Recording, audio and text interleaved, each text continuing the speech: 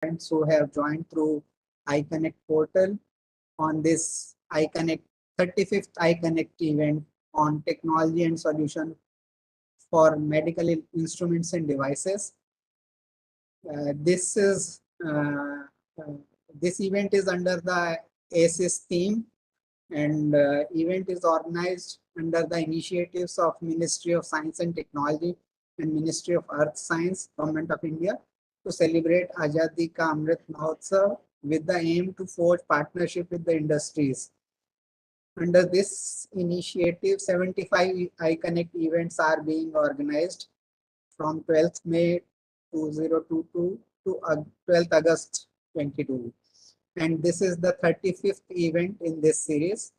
So in this event, we have eminent speakers like Professor Ananta Ramakrishna, Director CSIO, Professor Joseph L. Matthew, Professor Pediatric Pulmonology, and Coordinator of National Biomedical Instrument and Device Hub, PGI Chandigarh.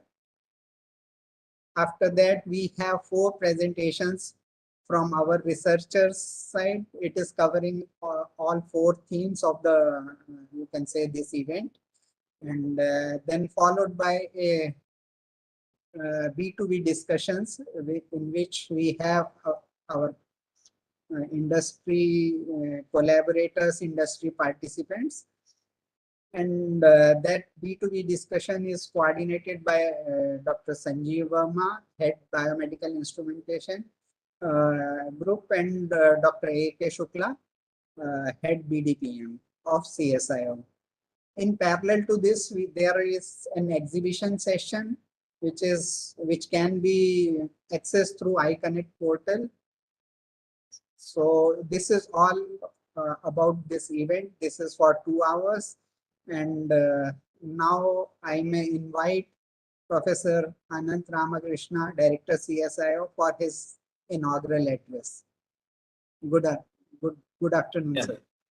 Thank you, Dr. Dinesh Pankaj, so much for organizing this program out.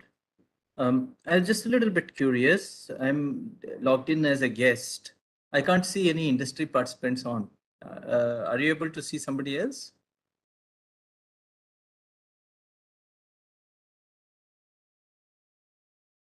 Pardon, sir? Are there any industry participants who have logged on? Because as a guest, when I have logged on to this program, Mr. I'm not able to Amol see. Bhardwaj, at present, Mr. Amol Bhardwaj is there. And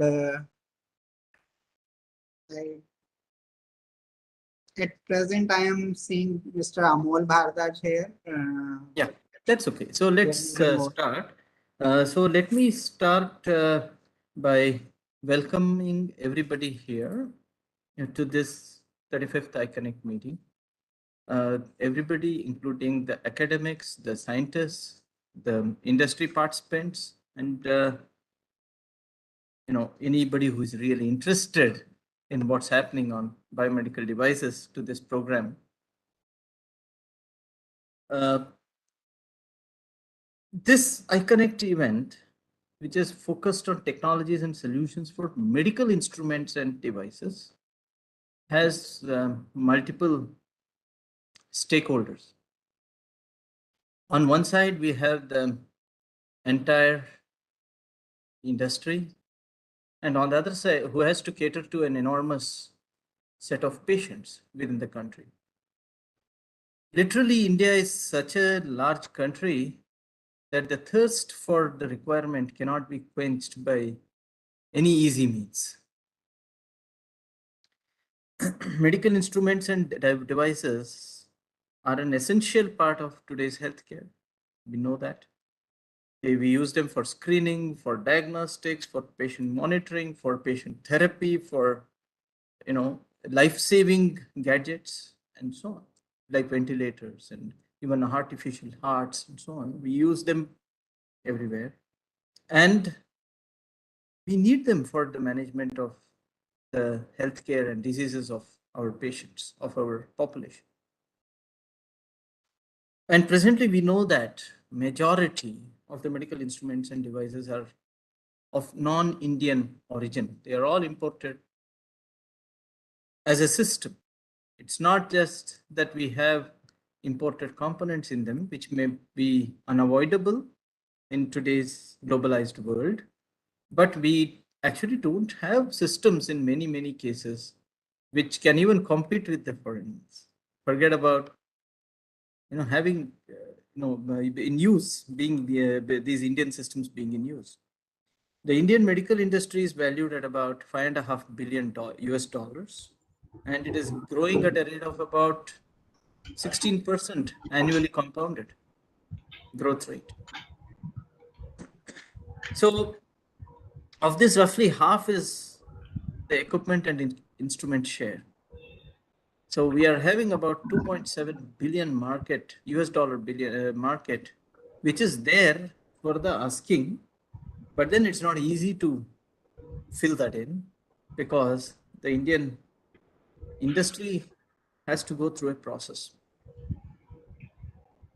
And that gap is actually, it has to be filled in via Indian academics, scientists, doctors, clinical specialists, who alone can make these devices, take from idea, concept to an actual practical realization through clinical trials to a certifiable device. Now, that's a long path. And generally for industry, that path becomes very difficult because it's so long that investment becomes questionable. How do you justify the investment on such a long gestation event? So to actually aid filling in this gap, CSIR particularly CSIR, by the way, is a very important player on the national scene insofar as national innovation, technology development for the industry and scientific institutions are concerned. So what CSIR can do and has been doing is handholding the industry by actually bringing up many concepts and ideas up to a certain stage and then involving industry. Thereby, your long time of gestation of actualization of medical devices can reduce tremendously. There are many CSIR laboratories who are working in the area of medical devices, which include small electronic devices, bioimplants, biosensors, etc. There, my own institution, CSIO, which is one laboratory of CSIR, occupies a very special place because the group you are seeing in front of you, this group is a fully focused group on biomedical instrumentation. So it's rather unique to have a set of people who are fully focused on it and creating products. So now I really would like to invite the industry as well as other developmental agencies to come hold our hands and we can move together forward, whereby we give you the advantage in certain developments because we have already taken through certain products through certain stages of their development. At the same time, medical practitioners like Dr. Matthew and others, their importance is extremely important, is extreme because they have to really come into the clinical trials and enabling these devices to be suitable for medical use, to actually use on a patient in terms of its efficacy, ergonomics, in terms of lack of other issues and so on. So it is actually a triad, the way we have to work together. Scientists, academics on one hand, doctors on the other, and industry on the third. And unless we all come together and decide, commit to working together, these developments of the medical instruments will still continue to remain the same, whereby we will say that most of the devices are continuing to be imported. So this partnership is very important. And this event gives a beautiful platform whereby we are reaching out to industry can reach out to us, so we can start collaborating, promote indigenous medical technologies to reach the market. It is industry who has the power to actualize the dreams of our scientists. So the industry is very powerful. So we would really like to request the industry, please come on board, get on board. We, there's a lot of profit to be made. That's the bottom line for industry is you have to eventually make a profit. But at the same time, you will be making it, you will be contributing to the nation's economy as well. And let's work together. And this will, once we start working together, once we industry starts supporting us, I'm sure we'll make very large strides and achieve the larger goal of the clarion call by our Honorable Prime Minister, that of Atmanirbhar Bharat, which is today a policy of Government of India as well. So I, once again welcome all the participants. I believe that we will have a very fruitful session today where there will be a lot of exchange of ideas, a lot of exchange of information, as well as intent between all the stakeholders. And I wish everybody a very successful and fructifying experience today afternoon. Thank you. Thank you so much for listening to me. Thank you, sir. Thank you for your guiding of views and how we can collaborate in sense of academia, in sense of clinical side, in sense of industry, and what difference we can make by coming together. So thank you one for your views. And now there is a plenary talk by Professor Joseph L. Matthew. Dr. Nilesh Kumar will moderate this session of plenary talk. I may invite Dr. Nilesh to continue with this session. Thank you very much, sir. And I welcome all the present member here, especially Dr. Joseph Matthew. First, I would like to give a very brief introduction of Dr. Joseph Matthew. He is very well known in the area of medical innovation and clinical medical health. I'll just read his brief biodata. Dr. Joseph Matthew is a professor of pediatric pulmonology at Postgraduate Institute, which is popularly known as PGI Chandigarh. He completed his specialist medical training at Delhi and super specialist fellowship at Toronto. He has a rare distinction of holding an additional PhD degree and is one of the youngest fellows of National Academy of Medical Sciences. Dr. Matthew is also the coordinator of Biomedical Instruments and Device Hub, a multi-institution program supported by the Department of Science and Technology. The hub serves to develop innovative devices for healthcare applications. Dr. Matthew and his team successfully developed the Artificial Breathing Capability Device, simply called ABCD, to provide respiratory support to the patients. This is the only device of its kind that has been granted a patent and is also clinically validated. Dr. Matthew works with several national and international bodies in healthcare, evidence-based practices, and biomedical innovations. Thank you, sir, and we are very happy to have you with us for this plenary talk. Please proceed with your presentation. And we can take the question answer separately and after the talk. Thank you very much, Dr. Nilesh. Thanks. Just before I begin, I just wanted to confirm if my screen is visible. Yes, sir. Screen is visible. That's good. So first of all, thank you very much to Dr. Ananta Ramakrishna. It is a privilege, sir, to share the digital platform with you because your work and your credentials are extremely admirable. And we've been following your progress as well as that of the institution for the last several months. It is also great to have the company of my friends and colleagues, Dr. Dinesh, Dr. Nilesh, and so many other CSIR, CSO scientists at this platform. So thank you for the opportunity to share a few thoughts right now. So welcome, of course, to the colleagues from industry.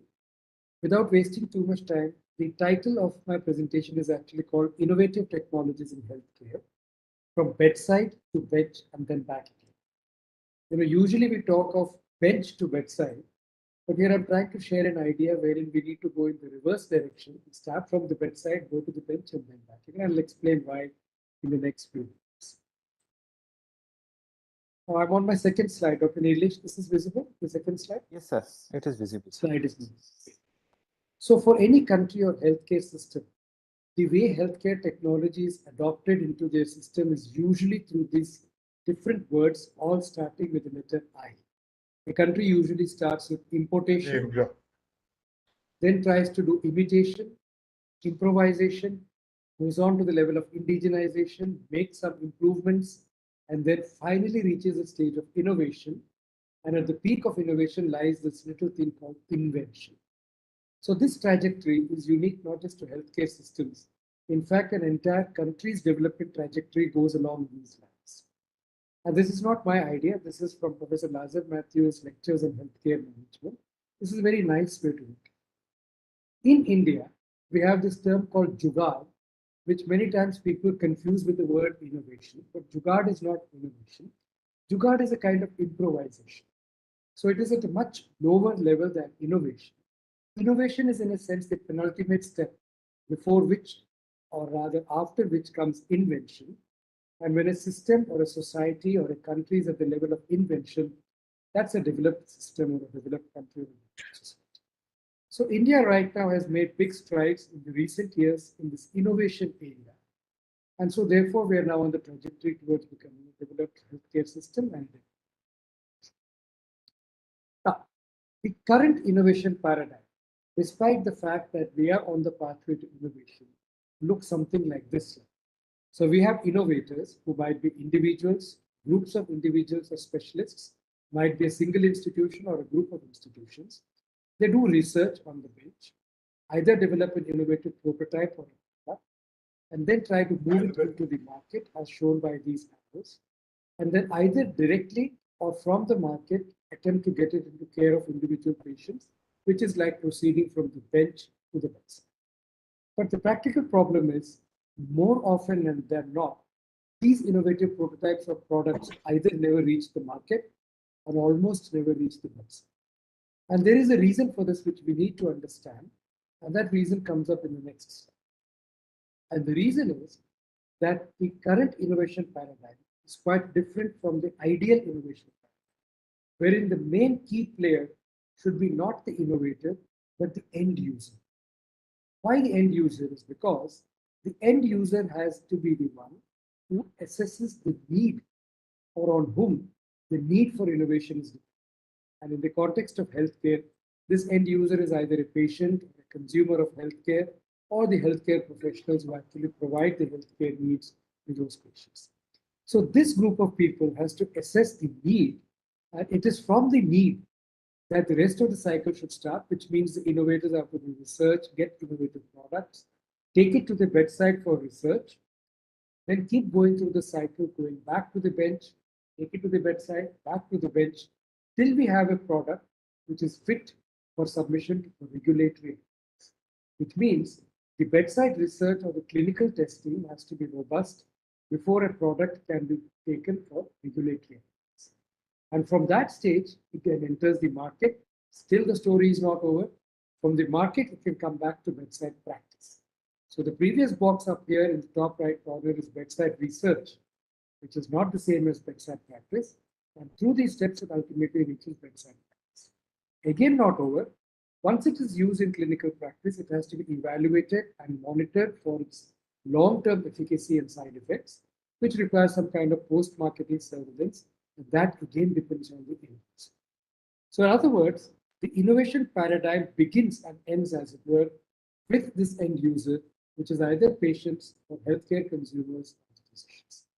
And that, I think, is a single reason why a lot of our innovation, though it is excellent from the technological perspective, never really reaches the place where it should be, which is in routine healthcare delivery systems. What is this end user perspective that I'm keeping on harping? End user perspective is actually before the step of innovation, to understand if there is a healthcare need for the so-called innovative solution. So in other words, it is the problem which has to be looked at first and then the solution, not like we sometimes do. We have a solution ready and then we figure out where to fit the solution to meet it. If there is a healthcare need, what exactly is that healthcare need? Who is affected? How many are affected? In what way is it being affected? What is the desired goal, outcome, and things like that. These are the healthcare specifications which need to be transferred to technical or technological specifications. Very simply, an end user of healthcare will say, I need something to assist my breathing. It is for the technologists to convert that into technical specs like pressure, volume, flow, temperature, those kind of things. Then the end user again has to judge whether an innovative product or a prototype can actually meet the needs which he has articulated in step 1. Right? And then come the downstream steps of whether the solution can work in the real world setting, can work, will it actually work? Then downstream, once it is marketed, utilized extensively, does it actually work? Because a lot of things which work well in research settings fail when it is actually put into field practice. So all of this is what is called the end user perspective. The most important end user's perspective, which can come only from the end users and not from the side of the innovators, is this emphasis on patient safety, not just on efficacy. Efficacy is what we innovators often focus on to show that a device works in the lab and then later in clinical practice, an instrument or an equipment or a solution works. But the patient, the end user, also has an emphasis on safety. There is a plethora of prototypes and products which seem to be efficacious but compromise patient safety, and those can actually never end up fitting into the healthcare system because they will not be acceptable to the end user. So the important perspectives are, besides the ones I showed you in the previous slide, this focus on patient safety and healthcare consumer safety. If that is the case, for healthcare innovation to succeed, what we need today is not just a group of innovators working in isolation. We need what is called the innovation ecosystem. And this ecosystem looks something like this. It starts here in the left middle with the end user and his or her healthcare provider, because these are the people doing the needs assessment, as I mentioned before. They have to collaborate with engineers, technologists, scientists, who will then produce some kind of an innovative solution to meet that predicament. So these boxes in blue are the people that, and the institutions that get dragged in are the technology institutions or engineering institutions, testing laboratories, which might be different from these institutions, a healthcare institution to do the clinical validation of these innovative products, then feed into regulatory bodies with the help of industry, which is a key player in this, start getting these commercialized, manufactured, bring it back to the healthcare system. Now, this ecosystem is to be complemented by this little bar on the left, which is those that do post-marketing surveillance, ongoing monitoring for patient safety, ongoing consumer protection. This is what the whole ecosystem is. And if you remember the context that I talked about in the first few slides, why a lot of our innovation, though it is excellent from the technical perspective, does not reach the healthcare is because we focus on these 2 or 3 blue boxes and we fail to look at the ecosystem. Now, a simple example of why the ecosystem is important. Look at this particular slide. I hope the slide is visible. It is a classic traffic jam. We are encountering this day to day in our lives. Nothing spectacular about it. But if you analyze this traffic jam is not because the road is not good. It's not because there are too many vehicles on the road. It's not because the population of our country is too much.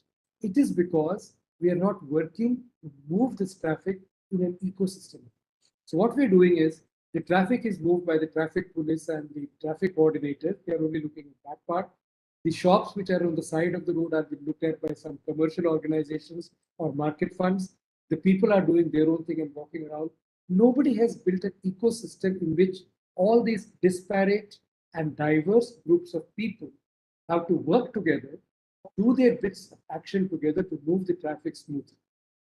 This is different from a situation in which there is no road, or there is too many vehicles, or there is some breakdown which has happened. Nothing like that is happening in this country. It's just that we're not working in a coordinated, team-based approach. This is what happens when we don't have an ecosystem. Now, recognizing this problem several years back, we at PGI, with the help of DST and a lot of partners in different institutions, came up with this idea to put a biomedical instruments and devices hub based at Chandigarh in PGI, which would be a center for innovation, design, and clinical validation. This little screenshot is basically the website's cover page, and at the bottom of the slide is the actual URL of this hub. What does this hub do? We have 4 or 5 functions. This is first and foremost designed to demonstrate that innovative biomedical devices can be developed in this country and used for healthcare needs if we go from a problem to a solution approach rather than the other. A lot of institutions are working on a solution to a problem approach in which the solution comes out first, and then we are figuring out whether or not it meets the challenges of a particular problem. We are, of course, being a healthcare institution focused on clinical validation of indigenous biomedical devices, whether they're produced at our hub site. We have a site for testing and calibration of all equipment devices which are used in the hospital setting. We're focused on training, education, and skill development. And most importantly, we are working towards collaboration between academics, hospitals, and industry partners. Because like I said, if we all do things in our silos, we'll end up with a messy traffic jam and not a coordinated ecosystem approach like I showed you. This hub worked on 10 projects, and we have a few success stories which came out from this. Each of these stories I'm highlighting in 2 lines. I don't want to show you pictures and photographs of this. What I'm trying to highlight here is that if you look at each section, there is a group of institutions, which includes a healthcare institution, a technology partner institution, and very importantly, an industry. Because we are supposed to have captains of industry in this particular meeting, I would like to highlight this role of the industry. No project is taken up by the hub unless there is industry partner. And industry partners' work is not downstream when the technology is developed to sit and manufacture.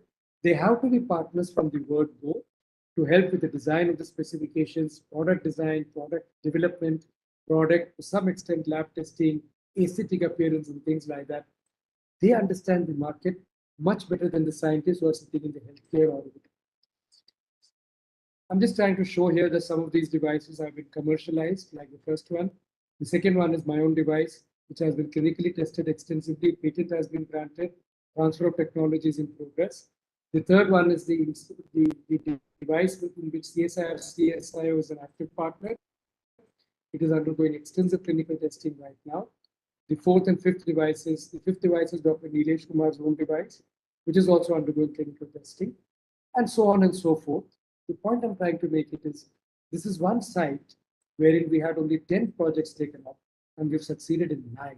One had to be closed down because it was at the proof of concept stage, and for various reasons we didn't proceed further. This ratio of 9 succeeding out of 10 is an extremely high ratio for this kind of healthcare innovation, whereas usually it is 30% or more. And the reason we think this has happened is because the end users, which are the ultimate users of these so-called technologies, have been involved from the go, from the beginnings. So the problem has led to a solution. We've moved from bench to bedside. We moved from bedside to bench, and then we're moving back again. What can the hub offer? Now I'm throwing an invitation open to all people who are gathered in this particular digital meeting. This includes our partners from technological institutions, healthcare institutions, and industry at large.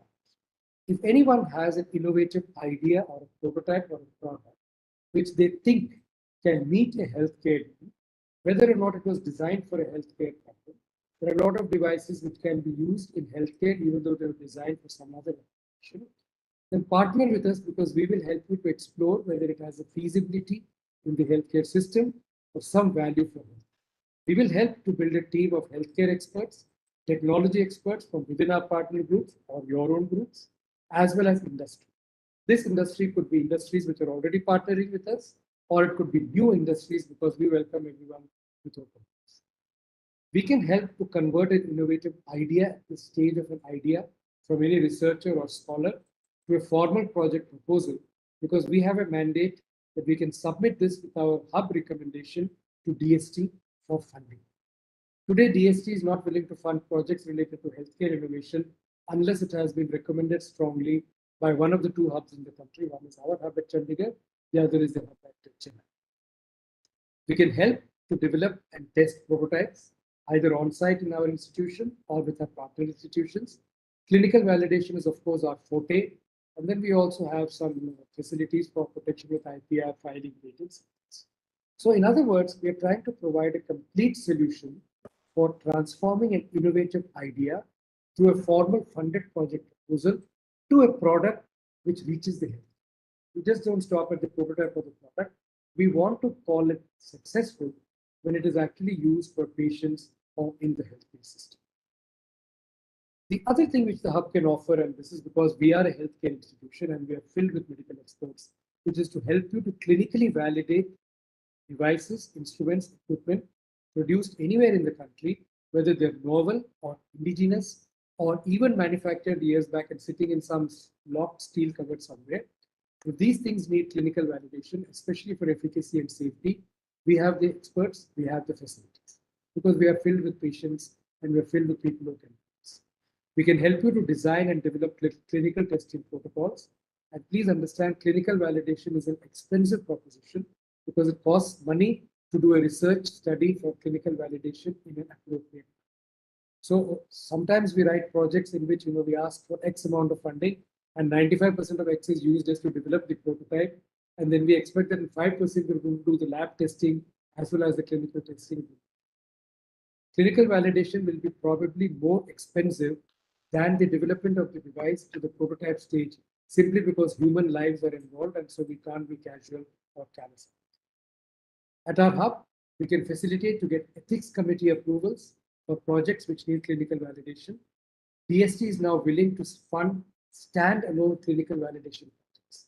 So if all your technology institutions and industry partners have some devices which you have made, which need to be clinically tested, you can write a joint proposal to DST, demand funding ranging from 30 lakhs upwards, maybe to 50, 60 lakhs, depending on the duration it takes to clinically validate that, and they're willing to fund and support.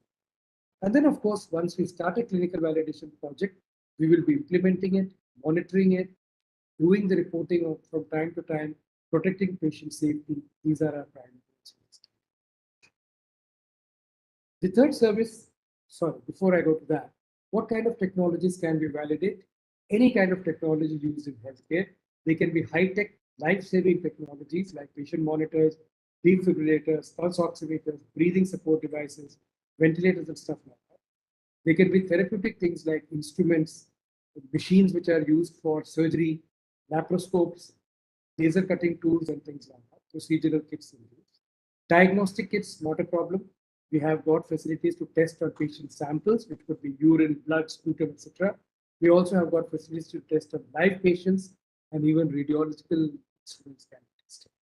And combinations of this. I remember 6-7 years back when I visited CSIR, CSIO, I saw this collaborative auto-analyzer developed by the institution with the VIT vendor. And I offered that, we can test these in patient samples through a collaborative project. So that kind of. The third service the hub can offer is to have this interdisciplinary platform for training and education. We are very successful in this because we've had a series of workshops wherein healthcare people, technology partners, industry partners are met on the same day at the same place and try to understand each other's language. Clinical partners are focused on talking in healthcare terms. Engineering partners are focused on talking in technical terms. Industry talks of technical as well as commercial terms. Now, because of these joint workshops and partnerships, we're able to understand the language. So it has reached the stage, I'll give you a simple example. My own ventilation device, which was started as myself being the driving force from the clinical side, and the partners from IIT Ropar and University Institute at Punjab University and the industry being kind of collaborators, has reached the stage now that the university and the technology people are now able to propose a new design, and they become the leaders in this. Why? Because they've understood the language that the healthcare system talks. Their technical specifications are now oriented towards my clinical specifications, and we understand each other's language. So this is a great outcome which the hub has brought about, and we expect this to grow in the months and years. Hub, of course, like I said, can offer the lab testing of equipment and devices. We've got lots of purchased equipment. So virtually anything which is used in healthcare, from simple BP measuring devices, thermometers, to high-tech devices like ventilators, incubators, newborn equipment, patient monitors, defibrillators, all of these we are testing. Initially, we are testing to see whether they're meeting the specifications that they're supposed to give. Then we are testing and calibrating them. We can provide a certificate, and in the years to come, we expect to be able to give a regulatory certificate, which means the regulatory body will be able to say that if this hub has tested the device and certified it okay for 1 year, no further testing is needed. All this is not possible with one institution only. And even the hub is physically located in a healthcare institution, it works in partnership with so many other institutions. 6 years back, when we submitted this proposal and received funding from the DST, we had all these institutions on board. CSI was a proud partner. Some of the IITs, universities, and CRICC is the umbrella institution, which is the Chandigarh Region Innovation and Knowledge Cluster, of which a lot of institutions are part of. These are all formal partners and signatories to this hub. Industry partners, 6 years back, we had just 10 in number. Some of these industries are the collaborators for these specific projects. We welcome, as I said, with open arms, any industry which wants to be a partner of the hub. No financial input is required. All we need is an interest in innovation and willingness to partner. And this partner can be as simple as sharing an idea. It can be if you have some R&D facilities, you can use some of those R&D facilities. If you would like some device to be tested clinically, we can do that. And if you think you are capable of manufacturing an innovative device, either that is produced by one of our partners or by the hub itself, you are free to get into collaborative transfer of technology. Who do I think should be associated with the hub? And if you look at these four broad categories, they all start again with the letter. I think any institution dealing with healthcare or technology or engineering or some kind of a research should be involved. Even social care institutions should be a partner. The reason being that they understand social needs much better than others. Industry of any kind, small, medium, large, already working with healthcare or not working with healthcare, as long as you have some interest, can join. Even if right now you have no healthcare product, prototype, idea in mind, feel free to join. There will be someday an item in which your expertise and inputs can be. If you're innovators at the individual level, institutional level, please feel free to join and partner with. There is no membership fee. All we need is some kind of a commitment and a sharing of ideas and common interest. And then, of course, individuals, whether you work in an institution, if you're a private individual, whether you're a student, whether you are a school student, even if you've got something to do, some kind of an idea for healthcare, all are welcome to partner with this hub, because ultimately we're working together to move from a solution-based approach to a problem understanding, needs assessment, and then an innovative solution. I think those are the ideas which I would like to share with this August gathering. I thank you very much for your time and attention. At the end of the session, we will have a discussion on questions. Thank you, Dr. Nilesh, for your excellent. Thank you very much, sir. Thank you very much for the very nice lecture and surely the need of ecosystem, which Biomedical Hub is doing to an extent very good work in this area. Thank you very much. Actually, the questions will be, sir, collected through email and WhatsApp message and will be communicated to you, sir. Thank you very much. Thank you. So now I over this session to Dinesh Pankaj, sir, please.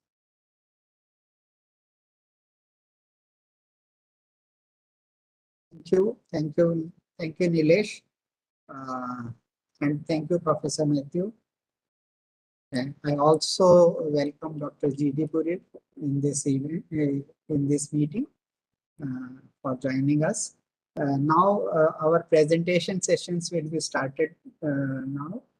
Dr. Sanjeev Verma, who is the Senior Principal Scientist at Hand Biomedical Instrumentation, he will have a presentation on diagnostic and therapeutic equipments for the knowledge of other people. I will read a few lines about Dr. Verma. Dr. Sanjeev Verma is a Senior Principal Scientist and Head of the Biomedical Instrumentation Group at CSIO. He has done his PhD in Mechanical Engineering from Punjab Engineering College, University, Chandigarh, and MA in Manufacturing Technology from Thapar University, Patiala.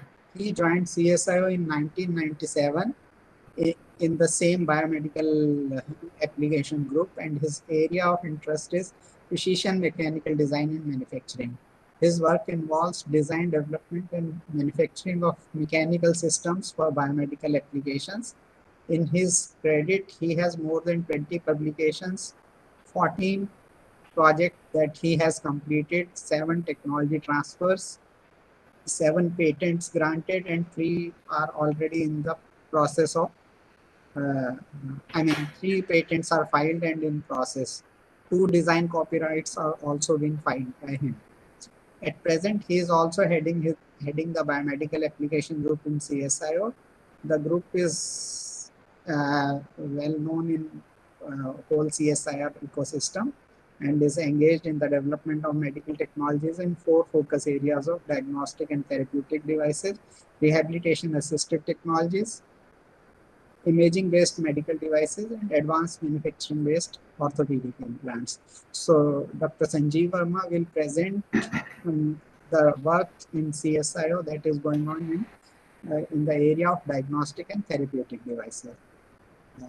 Dr. Sanjeev, please, stage is yours. Yes. Thank you and good afternoon to all.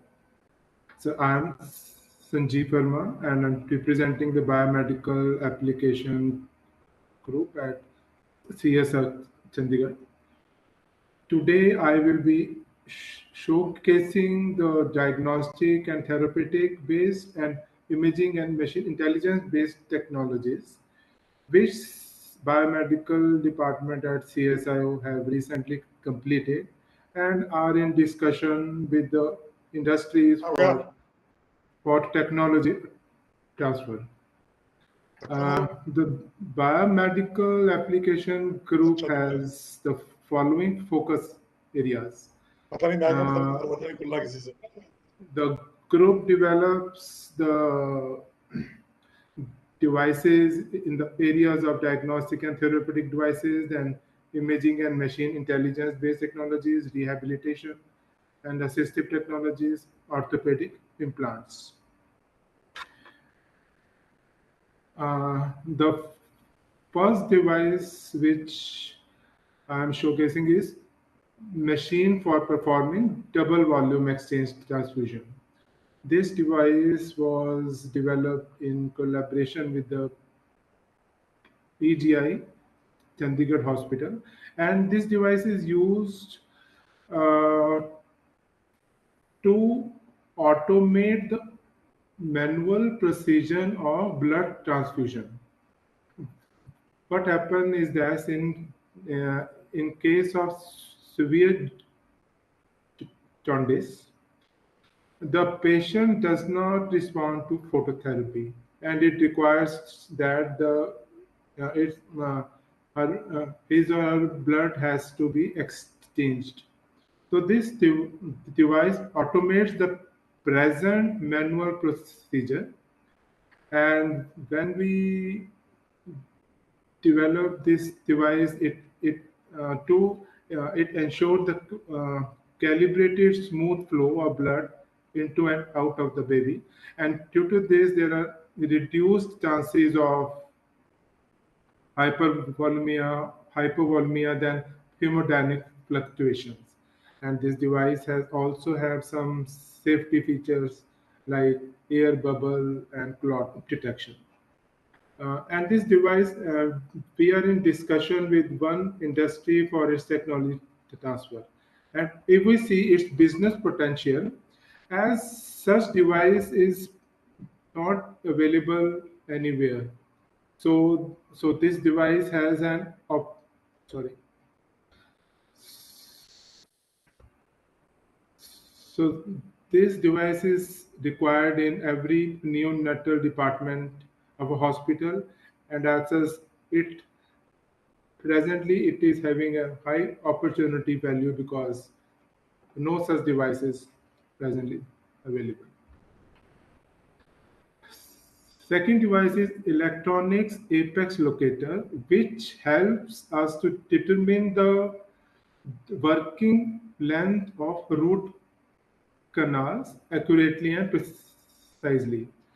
This is an impedance-based device, and its clinical trials are being carried out at Government Medical College Hospital, Sector 32, Chandigarh.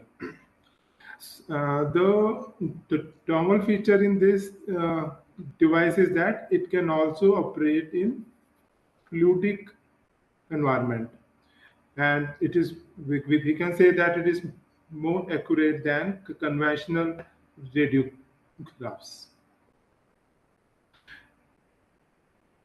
And regarding this, we have also we are in discussion with one industry for this TOT, and this device will be required on every dental seat.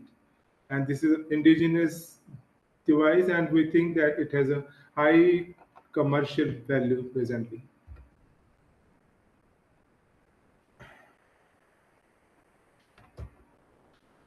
The third device is called oxygen saver device.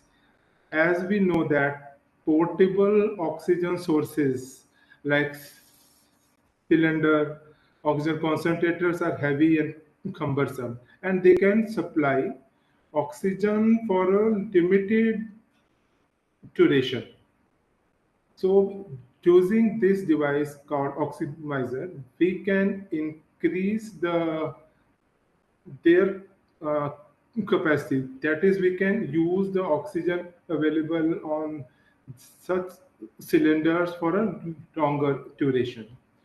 How it works is that it inhales and exhales, it senses the inhale and exhale cycle of the user and controls the oxygen supply in the mask accordingly. So we can say that this device will be useful in a oxygen shortage conditions like we saw in COVID-19, or it can be used at a in a when we are at a higher altitude or for underwater surfing and all. So in this way, we can say that it can preserve up to 50% of oxygen in a tank. And along with it, there is a disposable breath sensor and mask combination. And for this, we require an industry collaboration and the business potential in these devices that presently no such device is available. So we can say that it has presently is having high opportunity value and it can be used in multiple locations and conditions.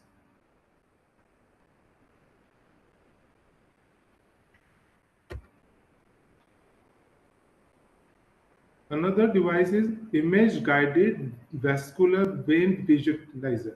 This is a portable device for vascular vein detection and visualization.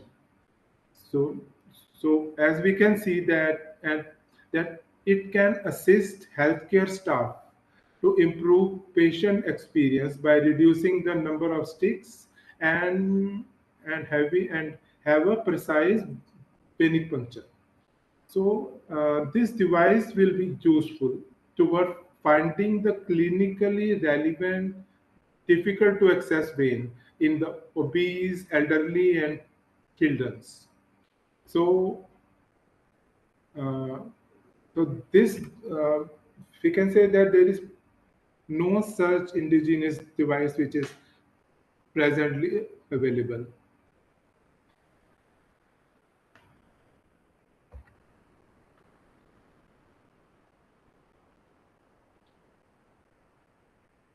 Another device is portable multi-view smart microscope. This is a stand-alone device which can provide us various field of views on a sample, because as we know that microscope has a constraint of limited field of view, but this microscope can acquire multiple field of view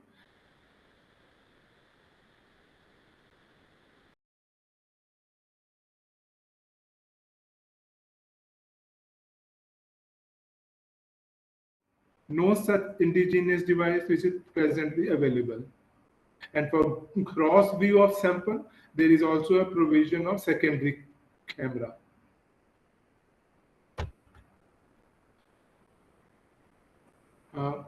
Another is an electrostatic disinfection machine. As we know that conventional method of disinfecting a room or a surface is a manual washing and cleaning system. So it consumes large amount of cleaning material. So by using this electrostatic disinfection machine, we can produce the charged sprays, and this sprays which that will be more effective, that will be more efficient to kill the virus and microorganism, and thus disinfecting the surfaces and objects. So in this way, we can say that this device will be 7 to 8 times more effective in terms of efficiency, in terms of reduction in consumption of the cleaning material. And already this TOT has been transferred to 3 industries, but other industries are also welcome to take this technology. And this device can have multiple uses. And regarding its specification, we can say that it is globally competitive at par with internet standards.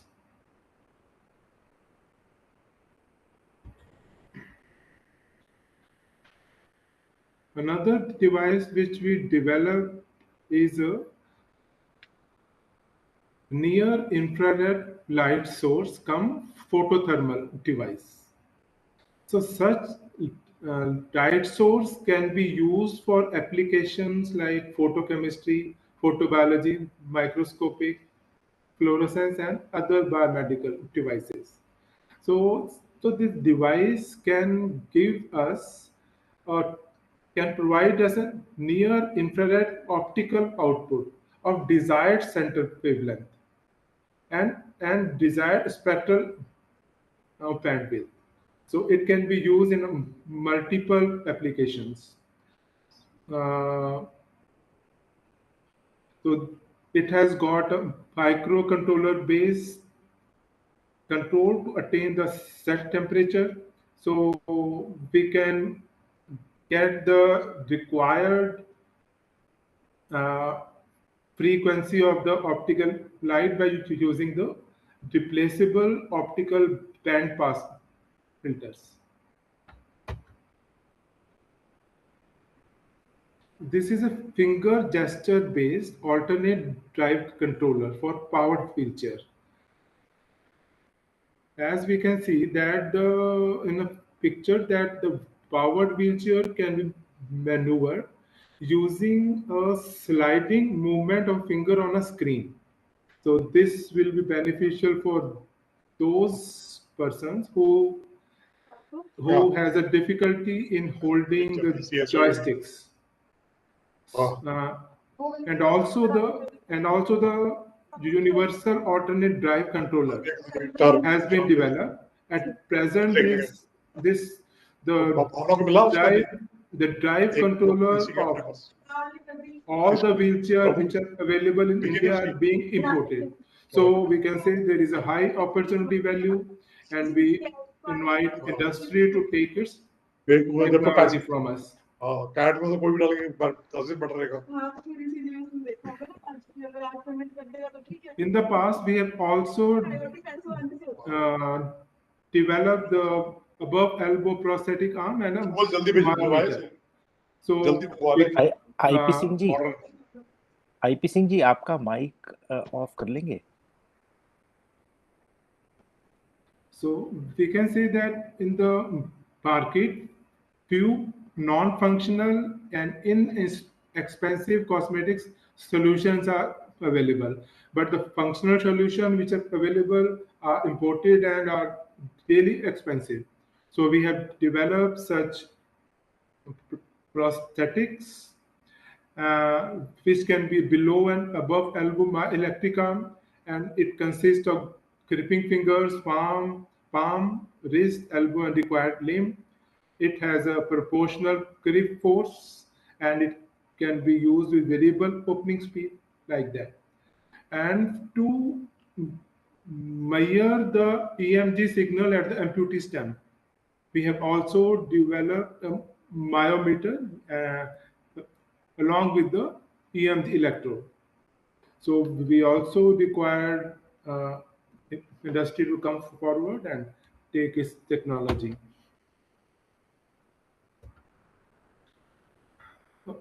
This Divyan Nayan is a reading machine for visually impaired or illiterate persons to listen the text of printed or electronic documents. We have to just hold this device and scan the document which is to be read. So in a short span of time, it can speak out those words or lines which are written on the paper. So presently, it is configured for 7 languages: English, Hindi, Tamil, Telugu, Kannada, Bengali, and Punjabi. And it has also got the document storage facility. The technology was transferred to one industry, and we wish some other industry should also come forward to take this. Those were the technologies which we developed in the past. Now, this is a list of devices which are under development with us at presently. So we also want the industry should collaborate or come forward and should get involved with us in such projects, in such uh, development of the devices, like a dialysis machine for hemodialysis, then plasmonic photothermal based sterilization, IV monitoring device, then device for uh, cancer treatment using homing peptides and photothermal technique, then portable wireless automated eye moisturizing sprayer eyewear, a contactless heart rate monitoring system, robot assisted vascular catheterization system, automated toothbrush for oral hygiene maintenance of elderly, narcotics detection for and management system, and the device for vascular sclerotherapy assistance tool. Then diagnostic system for circulating tumor cells in prostate cancer detection, development of operating microscope for ophthalmic application, then various thermal imaging based non-invasive techniques for diagnosis of musculoskeletal disorder. And we also want industry collaboration to start the development in to development ultrasound probe and various point of care devices and flexible endoscope. Right. Thank you. That's all was about the diagnostic and therapeutic devices at the biomedical group CSI. Thank you, Sanjeev, for covering a whole range of diagnostic and therapeutic equipments under which CSIO or CSIR, different CSIR labs are working on. And hope we will have some interest with our industries who are participating or connected through the iConnect portal. So in the series, next presentation is by Dr. Nilesh Kumar on rehabilitation and assistive technologies. Dr. Nilesh Kumar is presently working as a senior principal scientist in biomedical application group of CSIR CSIO. He is a PhD in gait analysis for prosthetic development and MA from the instrumentation and control. He worked on projects of national importance like Jai Vigyan linear accelerator, functional electrical stimulation system for paraplegics, electronic portal imaging device, electronic knee joint, exoskeleton device, virtual rehabilitation, etc. His area of interest are techniques for gait assessment, sensor development, design and development of assistive devices, and methods to quantify rehabilitation. He is versed with the application of prosthetic biomechanics for development of robotic rehabilitation devices. He is a recipient of National Award for the Development of Technology Aid for Mobility of Disabled in 2012 and also in 2019. He is IEI Young Engineer Award winner in Electronics and Telecommunication discipline for the year 2009. He has received IETE BV Baliga Memorial Award, ISTE Best MTech Thesis Award, INSA Bilateral Fellowship in 2018, Raman Research Fellowship in 2013. He has 4 patents in his credit, 2 copyrights, 35 publications, and 9 technology commercialization to his credit. With these words, I invite Dr. Nilesh Kumar to present. Thank you, Dr. Nilesh. Thank you, sir, and good afternoon to all present here. I hope my slides are visible, sir. Yes, yes, your slides are visible. Yeah, thank you very much. Uh, like again, I especially thank the industry partner IP Singh ji and Mr. Amol Bhardwaj, who has joined this meeting and who has supported our journey in CSIO in developing devices for rehabilitation and assistive technologies. And as my focus is toward gaze rehabilitation, so I'll be covering that part in my presentation. So as Dr. Sanjeev has mentioned, that CSIO is working in the area of biomedical instrumentation and in all facets of biomedical instrumentation like diagnostic, therapeutic, rehabilitation, and uh, calibration and maintenance services that are no longer we are doing actively. But of course, in rehabilitation, we have a strong presence in the area of prosthetics, mobility devices, and cognition devices.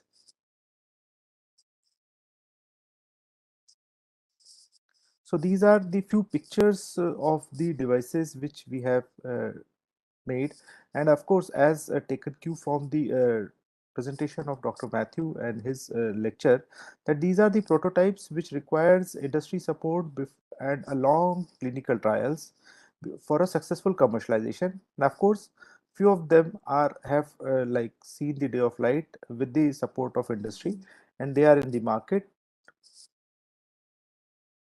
Again, these are the assisted devices where the subjects can warn them, use them for independent mobility. So exoskeleton is one such example, which I will be covering in more detail. Dr. Sanjeev has covered the use of gesture chair or intelligent patient vehicle, where with minimal input required from the specially abled candidate, he can move independently on this wheelchair and control his environment. So here we have expertise in biomechanics. We have labs for biomechanic assessment and to design and evaluate the same device using the biomechanical parameters. This is another vertical, important vertical, which is gaining importance these days. It started with game. So these are the gaming module now has been extended to give therapy to individuals and therapy in the cases of um, rehabilitation of like spinal cord injury patients, rehabilitation of stroke patients, or for that matter, cerebral palsy patient. And we are very happy that we have worked with PGI MER Chandigarh on a project and developed a device system using virtual reality for the rehabilitation of cerebral palsy patient. And we developed a device. The device was tested at PGI MER Chandigarh during the time of COVID, and the results are encouraging. And the technology is now available for commercialization. And again, this is an umbrella technology. This can be like tweaked for different patient applications using the same computer scalable system. So Now, in my presentation, I will be covering two brief verticals. The one is exoskeleton devices or devices for mobility. So exoskeleton is an external wearable mechanism as it is evident from the picture here. So it has two primary purposes. The first purpose is to give the required support to the individual and to augment a normal individual. So maybe a normal individual can lift more weight or go to long distances without getting fatigued. But our aim at CSIO is to develop exoskeleton devices for rehabilitation applications, and we are working toward it. As you can see that it has different uh, classifications. It can be a full body exoskeleton, it can be an exoskeleton for upper extremity or for movement of arms for the rehabilitation of stroke patients, or it can be a device for movement of lower extremity or to attain gait, which is required in spinal cord injury patients as well as in case of stroke patients. And this is for the body position based on the disability condition or the affected part of the body of that particular individual. So to provide the required assistance, the device needs to be active. So the active means the device needs to have power. It should be able to provide the required support. And there are another version of this where the device is uh, providing mobility to the individual in a fixed environment like on a treadmill based scenario where there is a treadmill and harness support system and an exoskeleton to it. So this is called a robotic gait trainer, to which we are working in present day. So just as there is a need to understand what all goes before like coming up to a level of prototype. So first thing we require some basic understanding of how that actual gait happens, which we try to study with the help of biomechanics facility available with us. So we try to do experimental biomechanics using the kinematics and kinetic systems. And the idea here is to have our own parameter for designing these devices, and once the design parameters are available, we can also use these design parameters for controlling the device developed. Then comes a mechanical CAD design which supports the anthropometry of the normal human limb movement. It should be flexible to adapt the different dimensions of different individuals. It should be lightweight. Regarding the electronic control of the device, the control needs to be real time. It should be fast enough to cater the human gait, rehabilitative gait, and it should be adaptive as per the demand and the need of the wearer. To attain this control, we need some sensors that they can be on the device, and some sensors can be on the wearer to have his actual intent. And we'll see we'll share one example where we have tried to attain the intent of the individual without putting on the sensors to him. Of course, there will be actuators or motors to provide the required assistance or efforts and drive to it. And of course, the portable power source, which is a battery in this case, is like being deployed. So these are the different domain and challenges, because every component, if one component goes bad, the prototype will not function as you want to. So this is one CAD of the develop prototype. Yes, again, this is one aspect where we are trying to simulate the exoskeleton developed in a human model, so it can minimize the effort of trying it on an patients in actual conditions. So while designing, we can have simulated results and analysis to optimize our design, and it will also help us to control the trajectory estimations for better and real-time control. The tool presently we are using is the biomechanic modeling softwares. Uh, Here, as I was mentioning, I'll just run a very small video here. So as you can see, when the individual is like getting up, so this is a sit to stand intent, which we are trying to do without like understanding the intent of the with the understanding of the intent of the wearer. So here there are sensors which are put in the heel and show segment, and ultimately when the wearer is like getting up or he is trying to move intent from sit to stand, so the exoskeleton is like following the wearer. This is again one offshoot technology which we have come up while developing the sensors for exoskeleton, and this technology has been transferred to Vessels Oceanic.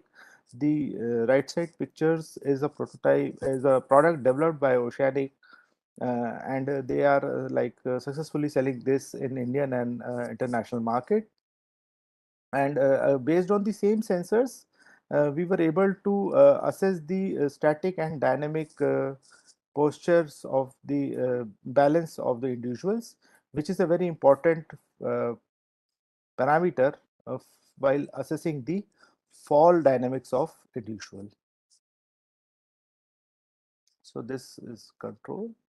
Of course, and as Dr. Matthew has mentioned, so before like going it for patient trial, we need to try it on normal individuals in bench conditions. We have to create protocols to test it, and once the testing is done in lab or in controlled environment, then we can try it out in patient with the due ethical approval. So one benefit which I am like from my 25 years of career in biomedical instrumentation, once we are developing an indigenous technology, of course, the cost dynamics is always there.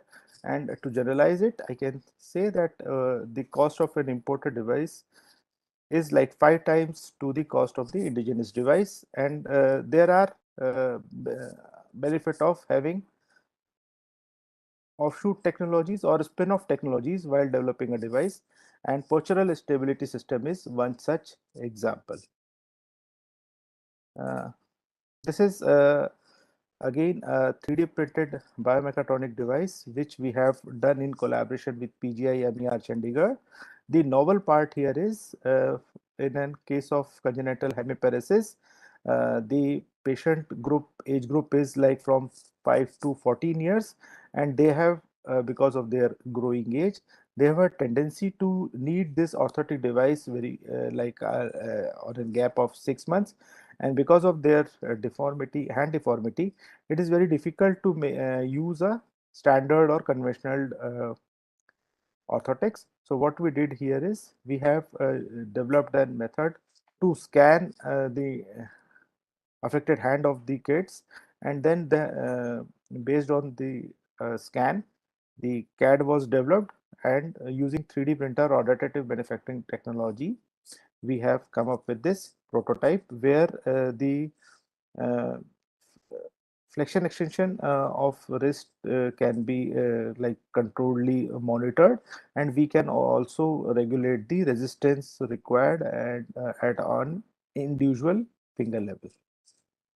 So these are the case studies, and this is one vertical where CSIO and I as a group are like focusing is use of virtual reality methods for rehabilitation.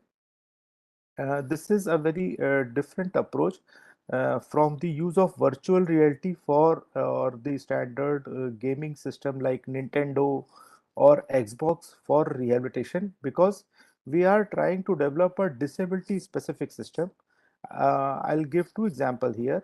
So while developing the system with the help of PGI MER, we have developed a device for hand function rehabilitation of cerebral palsy kid, and the system was mapped to an physiotherapy assessment scale, its BOT assessment scale. So all the modules which we have developed, there are around 8 to 10 modules. They have been developed and mapped as per the conventional physiotherapy assessment. So the advantage here is it's a disability specific system. We can always quantify the performance using the conventional scales, and because they are clinically validated, so it is a system which has a clinical relevance also. Of course, the other advantage of virtual reality systems are they can be used in home-based scenarios, and of course they are affordable.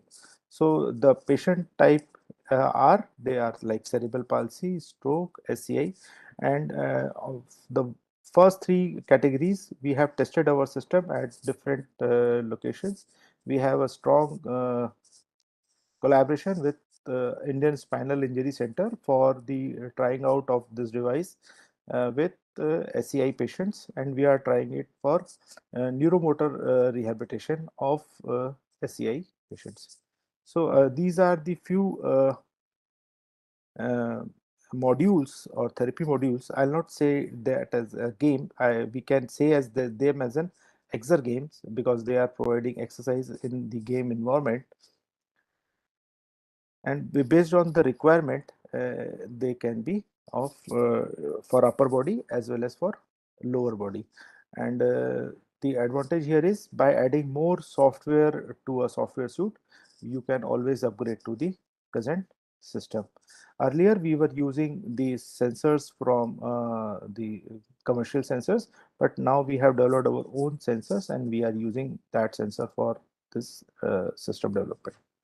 So as like our director has pointed out, for biomedical instrumentation or successful commercial technology, we need support of medical clinicians for trying it out on patients, and of course, very importantly, support from industry is required to take this forward. So I'm thankful who has joined. Thank you very much, and Jai Hind. Thank you, Dr. Nilesh. Thanks for highlighting about the rehabilitation technologies. In the series, the next lecture, next presentation is from Dr. Vijay Meena. He is principal scientist and his talk is on additive manufacturing based orthopedic and maxillofacial implants. Mr. Vijay is a principal scientist at CSIO. He joined CSIO in 2009 and is working in the area of orthopedic and maxillofacial implant design. Many of the patient-specific implants developed in his lab are successfully implanted in the patients. He has transferred the technology of patient-specific implant to Messrs. Forbes and Company, Mumbai. He is a recipient of Scotch Order of Merit Award. Currently, he is working on the metal additive manufacturing based lattice structured orthopedic implants development, particularly hip, spine, and pelvis revision surgery implants. Before joining CSIO, he joined as a scientist in 2004 at CMERI, one of the sister lab of CSIO, where he was involved in the research area of rapid cooling and micromanufacturing. He is a BTech in production engineering from Punjab Engineering College and MTech from the BITS Pilani. May I now request Mr. Dr. Vijay to present his work. Thank you, sir. I hope my slides are visible. Yes, your slides are visible. So, good afternoon, all. So, today I am going to present some of the implant-based work that which we are doing in CSIO. So, we are basically into 3D printed-based orthopedic maxillofacial implant, more of a lattice structure for improved performance and lesser stress shielding. So when we come to additive manufacturing or 3D printing, so nowadays we see like every day the conventional implants are being replaced by additive manufacturing implant. So why it's so? So if we come to additive manufacturing with orthopedic or maxillofacial implants, so they impart a greater design freedom. So we in 3D printing we can have our implant free-formed, more anatomical base, so which provide better fitting. And also it has got the advantage of mass personalization. So right now we are not forced to what is available, and it can be customized to again to a person specific needs. So from what is available, to design for a particular patient or any other application. Then another advantage, part consolidation, being a toolless manufacturing process. So we don't require any die, etc. to manufacture it. Also, if designed carefully using the additive manufacturing principles, we can print assemblies in a direct way without any physical joining processes like welding, etc. Multiple components could be joined. Another advantage of additive manufacturing 3D printing for healthcare is flexible manufacturing. Unlike conventional manufacturing, in which we have to manufacture only one component at a time, so we can manufacture multiple components at a time, and that of different kinds. Only thing is the material has to be same. In the same job, we can print spinal implant. In the same job, we can print hip implant also, or maybe any other part from aerospace or automotive. Only thing is the material has to be the same. So the most important advantage of additive manufacturing for implant is mechanical matching. So with additive manufacturing, we can alter the material property to adapt to a particular area. So for us, we use a lattice structure for enhancing the mechanical property to for a lesser stress shielding and better implants for bone growth. So owing to all these advantages, this slide shows what is the potential of additive manufacturing right now. In the coming year, what is it is going to reach. So currently, if we have a data of 2019, it was 1.415 billion dollars US dollars in US. To it is expected to reach around 13,000 million US dollars in 2028. And predominantly, this additive manufacturing implants are dominated by the hip cups, followed by the knee and spine, and then to other trauma and shoulder implants. So first of all, we need to understand what the issue with the current implant. So the conventional implants which we are using in India are made from additional solid titanium. So titanium is actually much more harder than our human bone. So if we talk about the elastic modulus, so titanium Young's modulus is 110 GPa, whereas the elastic modulus of human bone cortical is 20 GPa and cancellous is around 5 GPa.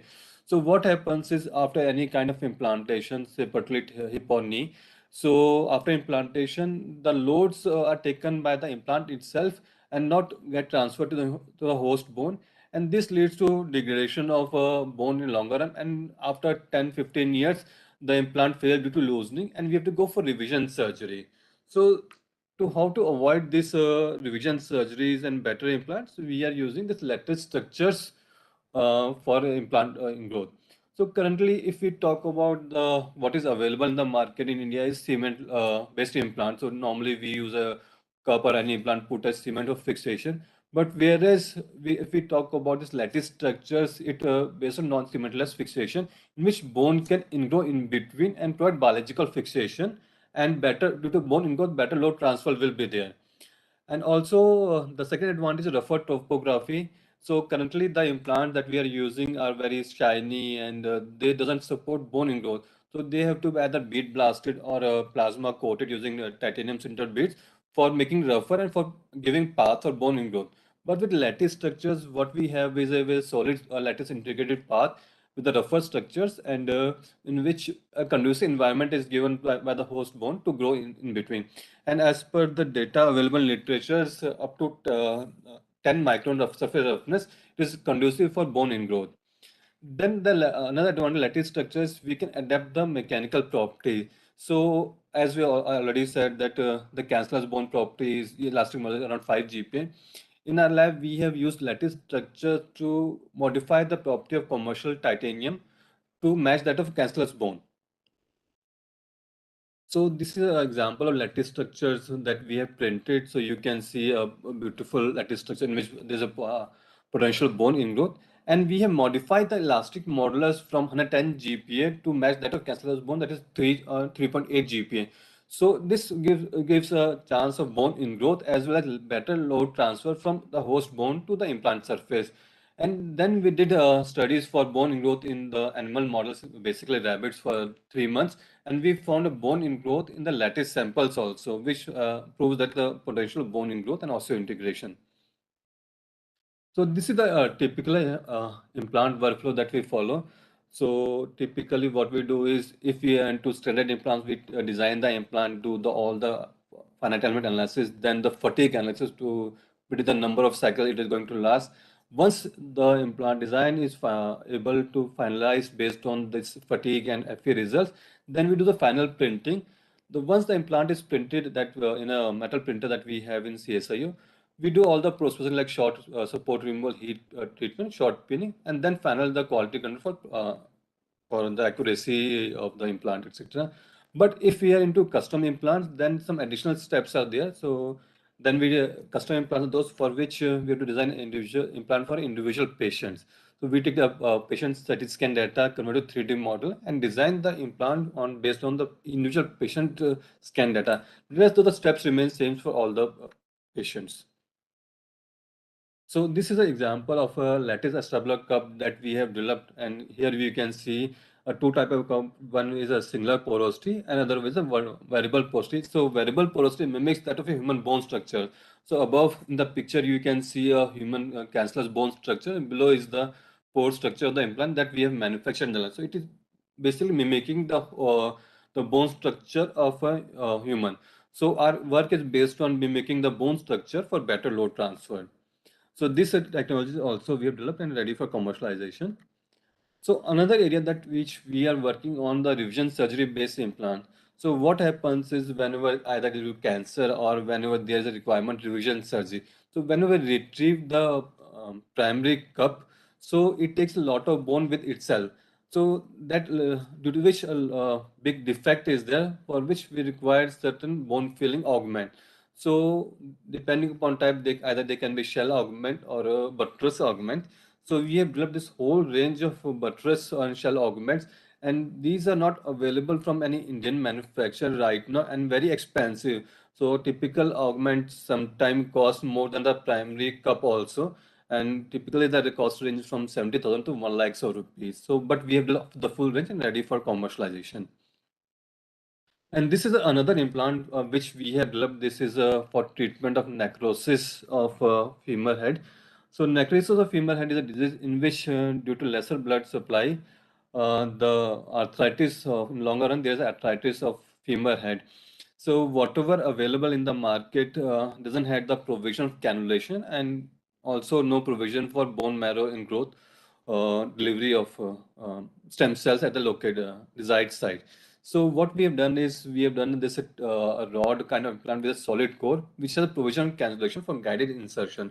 So this was also some reported cases were there due to COVID treatment. There was a use of steroids, so which due to which there was an increased cases of avian. So, but if this implant, if used in a stage 1 of 2 of necrosis, can prevent the hip replacement as a part of treatment. So then we come to this patient-specific activities of ours. So apart from the conventional implants, we are also into the area of patient-specific implant. Patient-specific implants are those in which when this standard implant doesn't fulfill the purpose. So there comes situation either due to trauma or fungal infection or tumor. So we have to design special implant for a particular patient. So this is an example of a patient that we did for hip revision surgery. So this is one of the most typical case right now till date in India. So you can see in the pre-op X-ray, the implant has failed and the cup has moved out. And when we got the CT scan data and do the segmentation, so we come to a situation in which there was no acetable bone available for any cup fixation. And this is the region which is the load-bearing region and fatigue cycles also there. So we took up the challenge and designed an implant for this, and which was successfully implanted and around 2-3 years back, and till date the implant is working fine, and as you can see in the post-op X-ray. So this is another case that we did for a mandible patient. The patient was having cancer with a failed fibula graft, and this was done at PGI Chandigarh. And the doctor wanted a tray kind of implant in which he can put a bone graft. And after the recovery, for after 3 or 4 years, the doctor wanted to remove after the bone growth has been done. So we designed this implant, printed at CSIU, and we provide provision for vascularization of also. And this is the patient image after 1 month of treatment. And this is our last case that we did for PGI patient. in which the patient was suffering from tumor of the acetabulum. And as a part of treatment, doctor wanted to use a conventional acetabulum cup. But due to resection of the acetabulum region, the bone area was not well enough to support the fixation of the implant. So what we did is we did design a custom implant using the patient's scan data, and we imparted lattice structures when we comes in contact with the human bone can promote bone integration, and longer it can become part of it. And this implant was used for supporting our conventional acetabular cup. So these are the X-ray images, and you can see this is the post op video of the patient. So you can hardly check whether she has got any implantation and able to walk perfectly. So that's all, and all these implants are done in consultation with our hospital partners, Max Healthcare, Mohali, GMCH, Chandigarh, AIMS, Rishikesh, and PGMI. And these are some of the efforts for Swasth Bharat, Make in India, and Skill Development Program. Thank you, Vijay. Uh, in the sequence, next presentation is from NAL side. Dr. K. Venkatramaiah is with us. He will present shape memory allies for biomedical applications. Dr. Venkatramaiah is Senior Principal Scientist at Material Science Division of CSIR National Aerospace Laboratory, Bangalore. He has been engaged in the research and development of nickel titanium based shape memory alloys since 2002. His research interests are development of shape memory alloys, thermomechanical processing of alloys, and material characterizations. He is a PhD from IIT Kanpur in 2015, Bachelor of Technology in Metallurgical Engineering from NIT Warangal, and ME Metallurgical Engineering from IIT Kanpur in 2002. So with this brief introduction about the speaker, I may request Dr. Venkatramaiah to present his work. Thank you, Dr. Dr. Venkat. Pankaj. My slides are visible? Yeah, your slides are visible. Only you need to make it on presentation mode. Yeah. Yeah, fine. Yeah. So today, good afternoon to all. I would be presenting my teamwork at Material Science Division of CSIR NAL. Nickel titanium shape memory alloys, the name suggests they have two unique properties, shape memory and superelastic properties with excellent biocompatibility. These two unique properties make them useful for minimally invasive surgeries in healthcare. If we see the properties of this commercially known as nitinol, more or less the mechanical properties like stress versus strain is resemblance of tendon, bone, hair, and almost like nitinol you can see in this image. We have tested in the laboratory, and this has a property of constant radial resistive force, which we see on the upper plate to stress. We normally call it in shape memory alloys. And when we deploy in the body, there is a chronic outward force, which is very important for biomedical applications. These two unique properties make them suitable for a lot of minimally invasive surgeries in healthcare. As far as applications are concerned, there are several. I have only indicated some few major applications like blown plates, staples, orthodontic arch wires, catheter guide wires, cardiovascular stents. If we see this pie chart, compared to all other engineering or aerospace applications, the biomedical applications of nickel titanium is very high. You can see that 62% of the nickel titanium is used in bio implants. So that is the beauty of this material having the shape memory and super elastic properties. I'll be just mentioning three applications what I shown in this picture. See, the example of orthodontic arch wires is shown here. If a patient is having malign teeth, which is shown here, orthodontic arch wire of nickel titanium is aligned or fixed to this, and then due to body temperature and the shape memory effect and super elasticity the material has, it will be aligned with minimum patient's comfort, discomfort and minimum chair time with the doctor. So this is the beauty of the material because of this play to stresses which it has long strains and the constant stresses. So this is the beauty which makes it more useful for this orthodontic arch wires. If we see other application, bone plates, we can have a plate. When a broken bone is there, we can elongate it at a little lower temperature and then fix it to the bone. Due to that shape memory effect, it compresses the bone and then it comes to the original shape. Because of that, the bone heals very faster. So this is another application. The very important application of shape memory alloy is stents. It is a like mesh shape which will be used for cardiovascular veins and arteries. So this is the major application in biomedical field. So if we see the market for this particular material, the global market for all forms of NIDI devices is US dollars 14.5 billion in 2018, and it will reach by 30 billion by 2027. So this is the opportunity for this material in the biomedical applications. As far as NAL is concerned, in our division, we have 20 plus years of R&D experience on nickel titanium alloys. We have all the facilities, expertise and the characterization facilities in our laboratory, and then we have manufactured various forms of nickel titanium in our laboratory. If you see wires, strips, plates, rods, which is shown in this image.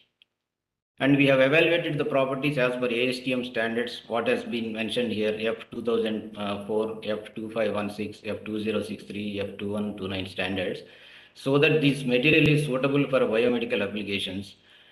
In a nutshell, our core strength is to have the process know-how for this material, and then we have the surface preparation methodology established in our laboratory.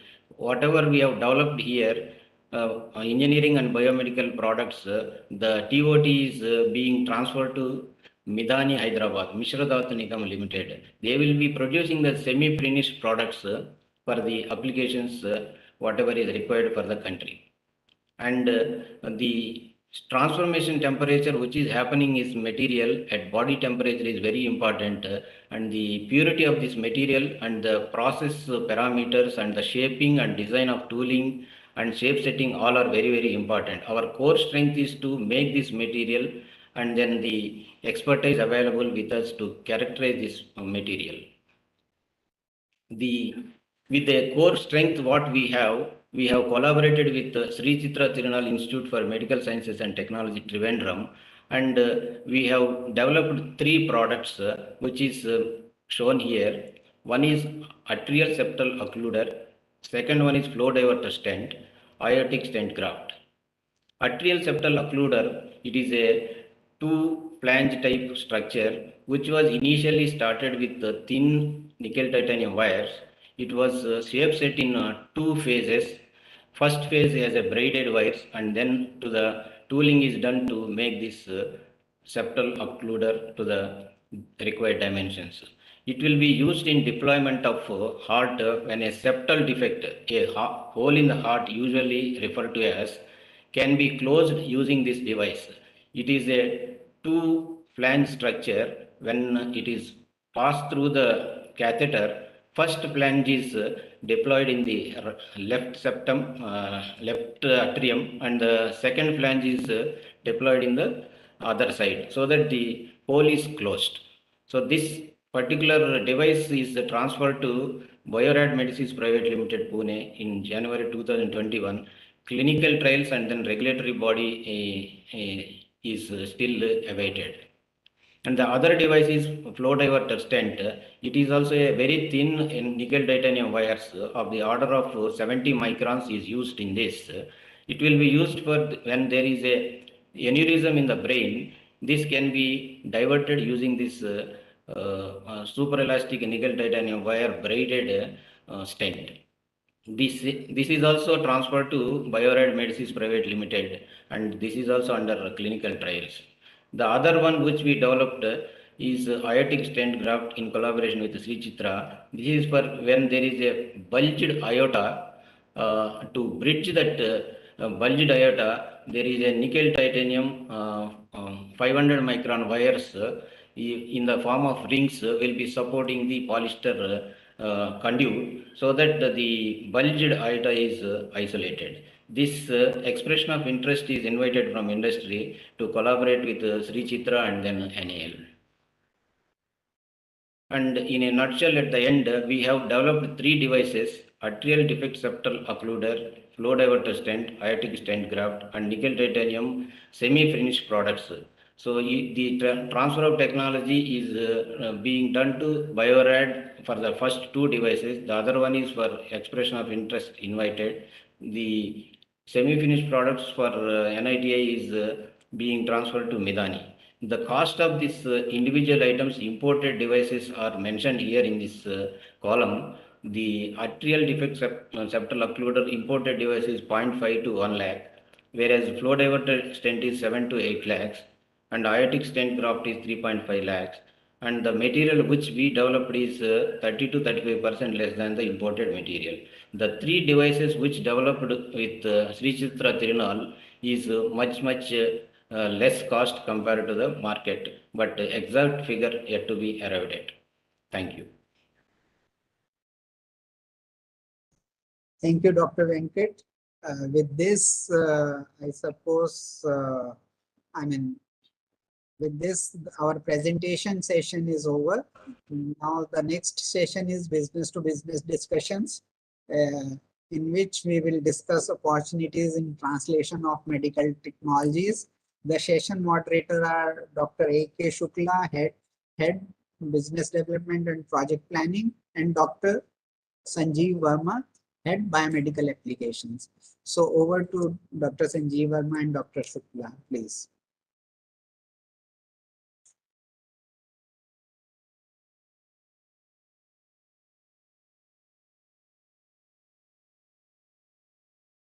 Hello.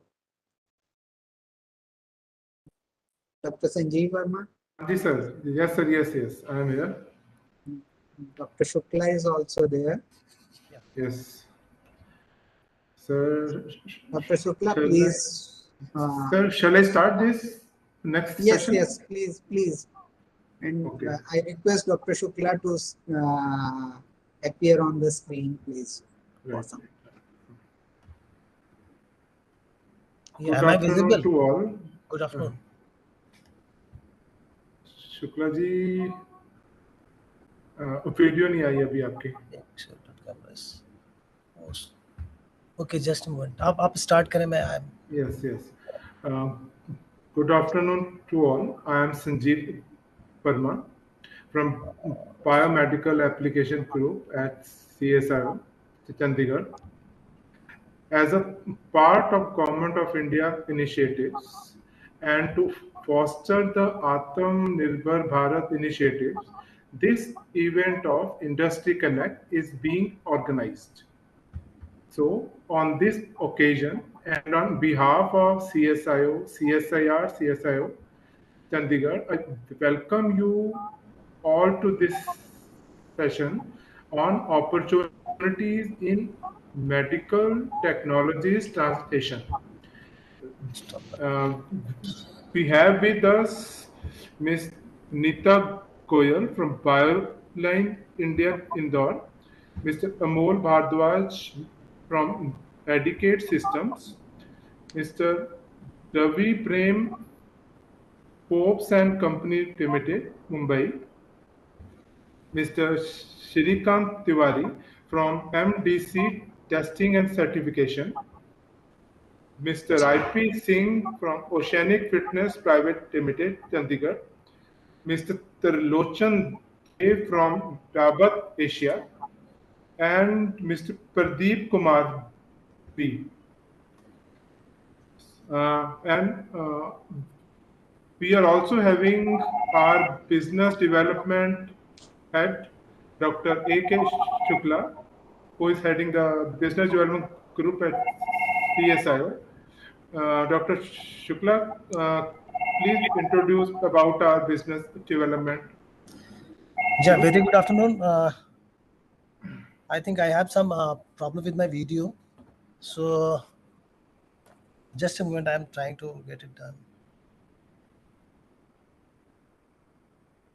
Dr. Shukla, let it be. Yeah. Am I you audible to can you? go ahead. Yes, yes, you are audible. Okay, fine. So very good afternoon.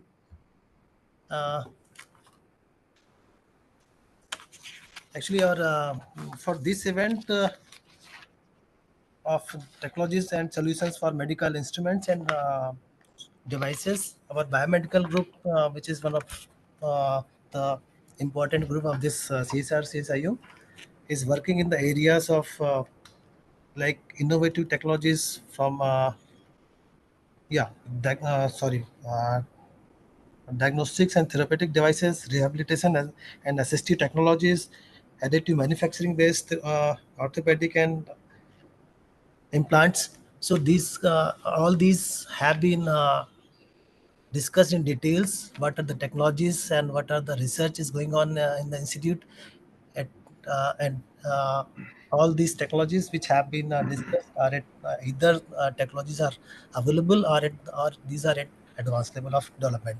So there are tremendous opportunities for partnership.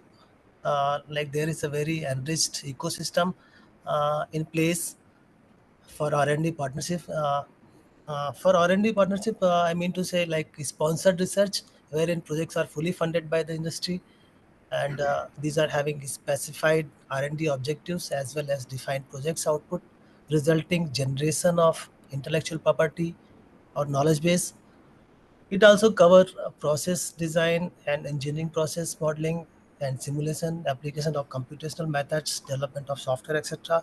Then comes collaborative research. So this in this case, projects are partially funded by the industry, and these can be supplemented by provisions of inputs such as expert manpower, engineering, production or fabrication of product for testing, trials, etc. So out of IPR resulting out of these sponsored R&D and collaborative research, there are provisions, there are transparent guidelines through which the ownership of IP and a knowledge base can be held by either by CSR or by or jointly by both the parties sponsoring or funding agency. And then maintaining of this IPR is also mentioned there. So there, we do have fully transparent ecosystem for partnership. And then as far as licensing comes out of this IPR, it also has very transparent guidelines. So I think we can discuss, we can open the session for all the partners who are available in this meeting, so that we can come to know each other, and we can discuss B2B opportunities. So over to Dr. Sanjeev. Yes, Shuklaji, thanks for introducing the business development group and its various schemes. Right. So we move forward. Sir, you all are having association with CSIO since long, and many of you have taken the technologies from CSIO. So I request you to give your views, share your experiences about the opportunities in medical technologies translation. This technology might be available in R&D lab, educational institution, or your own indigenous products. So I request you all to share your views on this. So let us start. Let me request Mr. IP Singh from Oceanic Fitness Private Limited to share his views and experiences. Mr. IP Singh, please. Thank you very much for asking for the opinion. But we are very happy with the technology which we have taken from CSIO so far. And we have been associated with CSIO for the last 3-4 years. And in fact, I must say that the direction of the company, which we were a fitness equipment company, and it has suddenly changed into a rehab and very high-end equipment we have started making since we have taken some technologies from CSIO. Basically, unweighing system and the balance has put us in a different platform altogether. Except from our fitness background, we have moved into balance and mobility now. I mean, we are making equipment for treadmill for different rehab purposes. Like we make gait training treadmill and rehab treadmill with a zero starting speed treadmill. Even now, we are developing a split belt treadmill where the left and right feet speeds you can adjust differently for IIT Bombay. So with the technology which we have taken on transfer from CSIU has put us in on a very different platform, and we are very happy that we even sold to a gait training treadmill to AIMS also in Delhi, which was imported one was costing 17 lakh rupees, and we were able to close that order in 10 lakh rupees. So that is how the technology has helped us to attain all these things. So I must thank you, CSIO. But lately, I have one question which I want to put it to Dr. Shukla.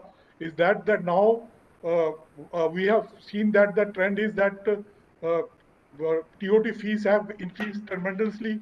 It was 3-4 years back. It is like we could buy a balance plate from technology for say 4 lakh or 6 lakh rupees. Now things have really the TOT fees have been hiked so much that a small scale entrepreneur like us think twice to go for a very risky technology which you don't know how we're going to market it. But when we take over the technology, at that point of time, we are not sure how it will happen in the market. How we will be able to compete with such a big name like Biodax or maybe something like a German company or something like that. So this has to be product driven, and I mean the consideration should be on the after sale what the product will sell at later on, because we are also putting quite amount of time and energy and everything at risk. So I think you should develop a model where the deciding factor should be how many units we can sell later on, or maybe on commission basis on what we sell later on, not on the TOT one-time fee and all. Yeah, thank you, sir. Actually, we work on as per the guidelines of CSR, but we are very flexible. I suppose it is not like we are asking for very high price for a TOT. Actually, there are flexibilities like as per norms, they ask to at least recover direct costs involved with the development of technology as well as opportunity value. So we normally negotiate with the like we ask for direct cost, and as per the market market value of the technology, market value of the product which is coming out of this technology, we calculate all those things, and we are fully flexible. We can, if you have any issues, we can discuss, and if we are not able to decide at our end, we may also refer to CSIR and we may get deviations approval from them. So there is you don't worry, if you have any case, we can discuss it. So my opinion is that it should be a small token amount should be beforehand before you take the technology. Then it should be in stages. Once you develop the product, once you put it in the market, and how many pieces we can able to sell, it should be like kind of a revenue sharing basis technology. Which I think most of the companies I've seen doing that way in R&D. Because we are also not sure that whatever we buy from you, by the time it reaches the market, how much it will, how much the competitor will come out with new product or something like that will happen, which we are also not very sure of, sir. Sir, actually, what we calculate is based on your data. We ask you also, we ask the partners also that what are their plans to commercialize the technology, and what are the market price for competitive product, and at what cost they are going to produce this product and sell this product. So based on those criterion only, we calculate the TOT price, and but it is not like there is no rigidity. We are flexible. We can discuss. We can go ahead. But yeah, I think at this point I would say this much only, and we may discuss later. And IPG, I also want to say that whatever we do, we are according to our, I mean, CSI rules and regulations, but also these are also evolving with new scenarios. So soon you will see that what you are saying, those things may also appear on our side also. So hope our association will strengthen further in this direction, and I take Sanjeev Vermaji to take it further. Okay, so thank you very much. I think we should work on a revenue sharing model. Then I think that will resolve a lot of problem. Even if we make profit, then we pay more. If we don't make anything, then we don't pay anything, sir. I mean that kind of thing should be, but that will absolve us of risk involved in taking a new product and new technology. As it is, that some technologies are being, if somebody don't buy it, it will just it's just going to go within a few years. Something new will come up, and it will not be of any use to anybody. That's right. Sir, we take your points and we'll discuss in CSIO about this. Okay, so thank you very much. Yes, sir. May I now request Mr. Ravi Prem from Forbes and Company Limited, Mumbai, to share his views and experience on this. Yes, Mr. Ravi Prem. Thank you very much, and good afternoon to everyone. It's been a pleasure working with the CISO, and I think the kind of developments which are happening are mind-boggling. Of course, these are the new concepts which are being created. As Vijayji said, I've been associated with them now almost for 4 years. We have bought a couple of technologies which are more of a concept to the Indian market from a patient-specific implant point of view. It is more of education of a doctors, more of education of a patients, that these are the technologies which are available where they can immensely benefit it.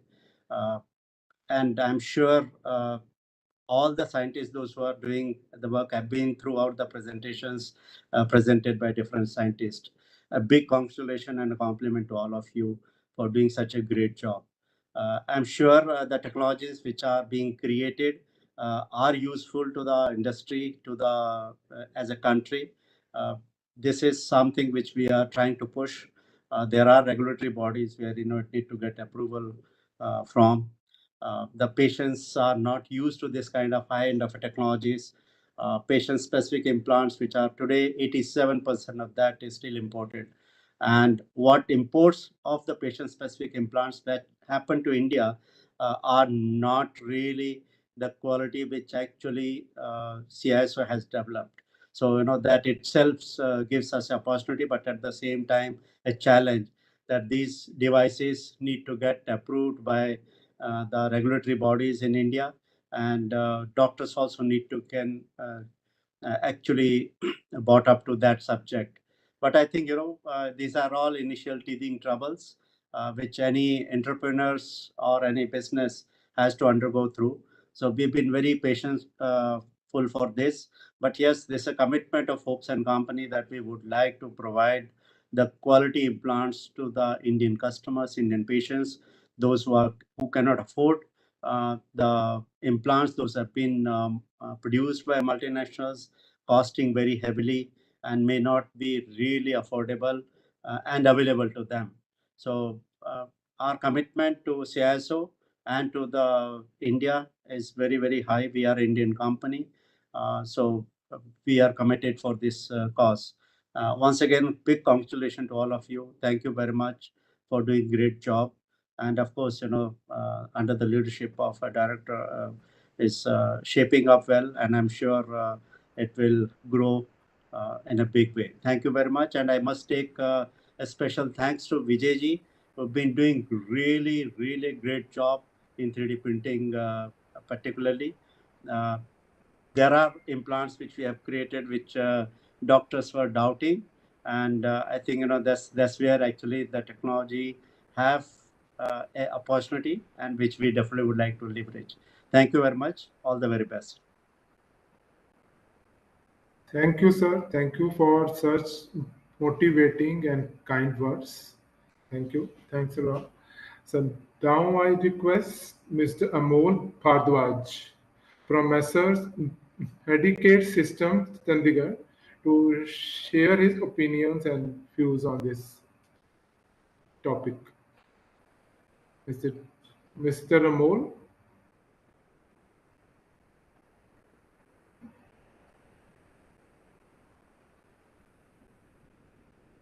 Mr. Amol, are you here? Yeah, he's in the meeting. Yes, he is in the meeting. Yes, he has come, I think. Mr. Amol, please, can you? Can you hear me? Yeah. Yes, Yes, yes. yes, Sorry. sir. Yes. Today I've been traveling. I'm in Noida, not in the factory. So, Okay, sir. yeah. Right. So Please, sir. hope you're able to listen. Yeah. Okay. So, Yes, sir. Yeah.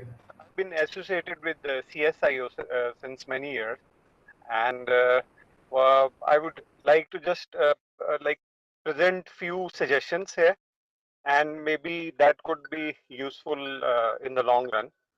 So Right, sir. Right.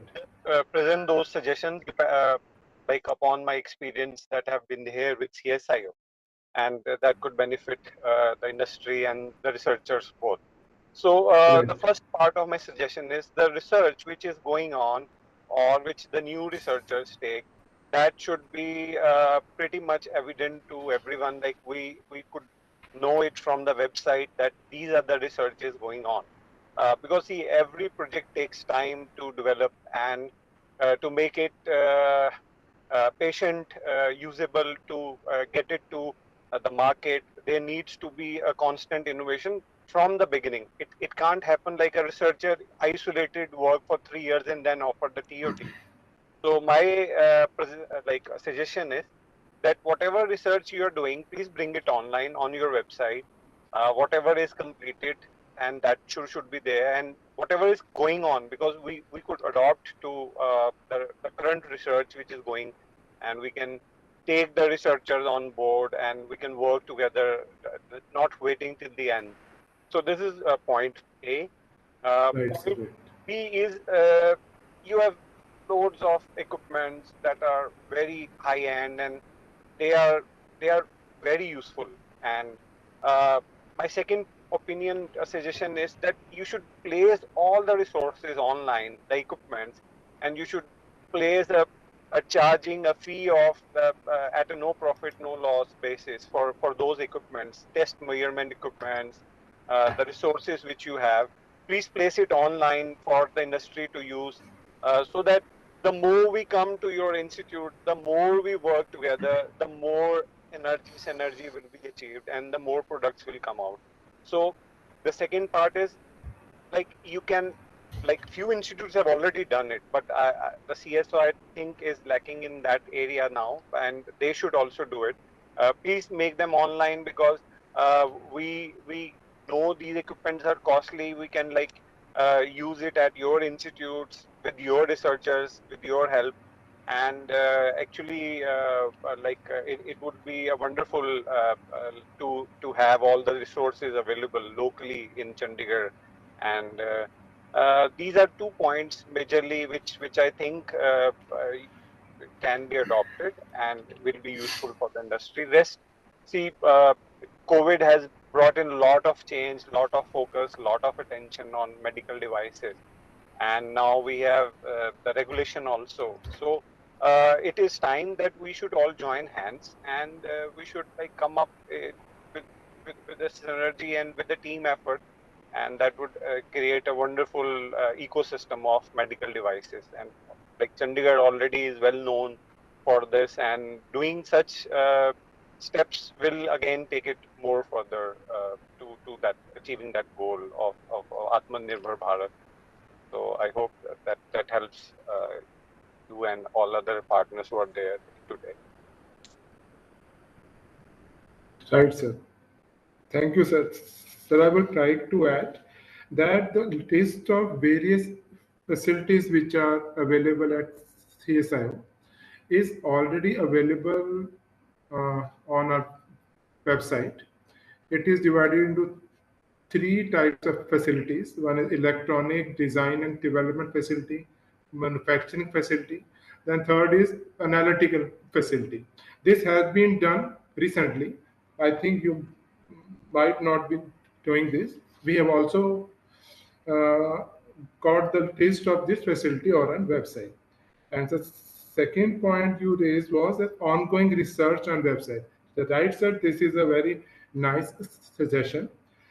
Presently, we are displaying only the technologies which are completed and which are available for technology transfer. But we will surely add this web page also, on which we will showcase our ongoing research. Thank you for these suggestions, sir. Thank you, sir. Right, sir. Thank you, sir. Thanks. Now I request Madam Neeta Goyal from Bioline India, Indore, to share the views. Madam Neeta? Hello. Am I हाँ जी audible? Ma'am, yes. हाँ जी. Yes ma'am, yes. Thank you, Ma'am, please CSR. ma'am. Thank you, CSIR, CSIO, for inviting me on this platform, जिसको आप इतने senior scientists and professors and researchers share कर रहे हैं. With CSIR, हमारा association, it was almost 3-4 years back.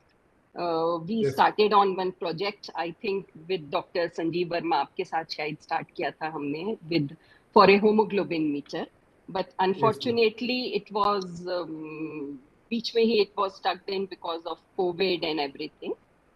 And I look forward कि वो हमारा project काफी जल्दी complete होगा. Coming back to Bioline India, we are into the manufacturing of medical equipments. आत्मनिर्भर भारत, स्वस्थ भारत और ये सारे word sentences सुन के I feel nostalgic because almost 2001 यही thought process के साथ Bioline India was started, and in blood banking sectors no blood bank equipments, indigenous equipments were made at that time. And in 2000, we started with this thought process. Now we have, over the years, we have developed many equipments, but during these years, we realized that we as a commercial person, किसी भी चीज का R&D उसको develop करना and finally उसको commercialisation तक लाने में it takes lot of time, lot of patience, lot of money, everything. We are a micro industry, a small industry with limited resources and finances, and we have our own pressures for completion of all orders and everything. So I can say that I look forward to join hands with CSIR and to finish our जो हमारा एक pending projects है. I have many other particular products in lined up. एक particular आपने नाम लिया था vein detector, vein visualizer. Yes, ma'am, yes. Right now we are working on automatic blood component separators. Okay. And उसको once we finalize that, finish that, and उसको हमारा marketing stage पे आ जाता है, then we are planning to work on that product. Okay.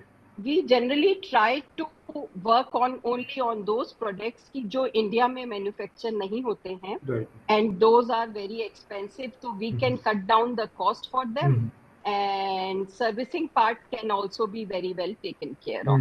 Right. And I look forward for a very good support from you people, and can assure you कि BioLine India, we have a good, strong R&D team, as that is headed by Mr. YP Goyal. He's ex-Toshniwal, and he is the one who has developed all the equipments of BioLine India. So I can assure you that हमारे part में आपको जो भी assistance या जो भी help होगा, we can that besides any commercial. Just now I realized that for associating you people, what I understood is that some commercial part is also there to be associated with you people. So I want some more clarification for that कि exactly वो क्या है and how we can join hands with you people. Okay, ma'am. Right, ma'am. Thanks for your views on this. Ma'am, we will get back to you regarding that vein visualizer and that hemoglobin, non-invasive hemoglobin uh, device. Analyzer of Yes, devices. analyzer Yes. that. Yes. Hmm. Actually, ma'am, there is one more Sanjeev Pirdi, Sanjeev Yes. Kumar Yes. Virdi.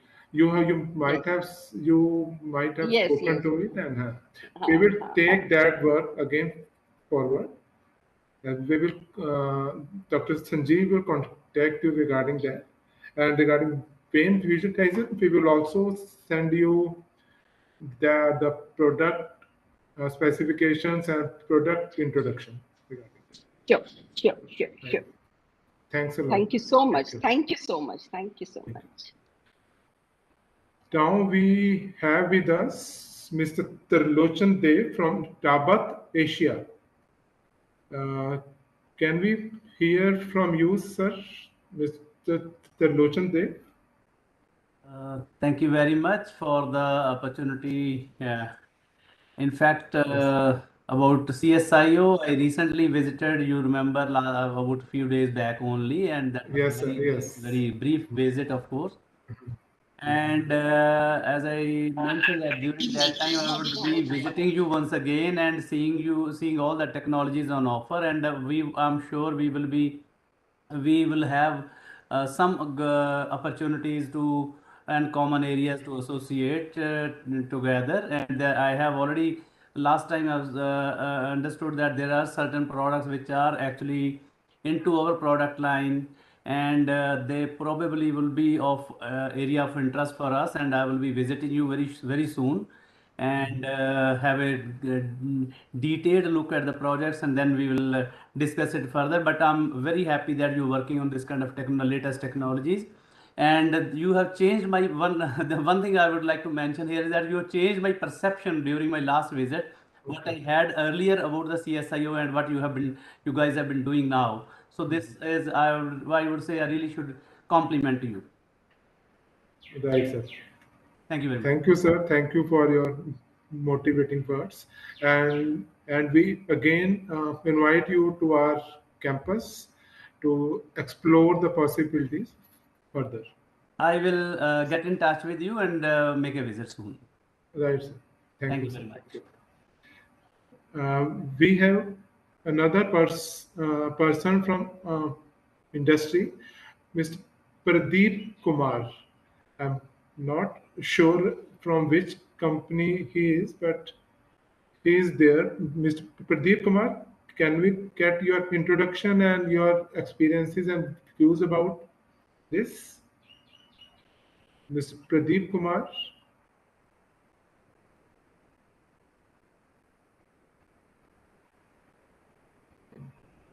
Don't know. I think he's not Dr. present Sanjeev? here. Yes, sir. Yes. Mr. Shrikant Tiwari is also with us. Yes. Shrikant Tiwari ji को मैंने task में रखा था because he's from testing and certification. After all the industries, I wanted his views. So let us start with let us, Mr. I invite Mr. Shrikant Tiwari from MDC testing and certification to experience his views and experiences on opportunities in medical technologies translation, their certification, and how can we go ahead and how what are the step-by-step procedures and all. Please, sir. Yes.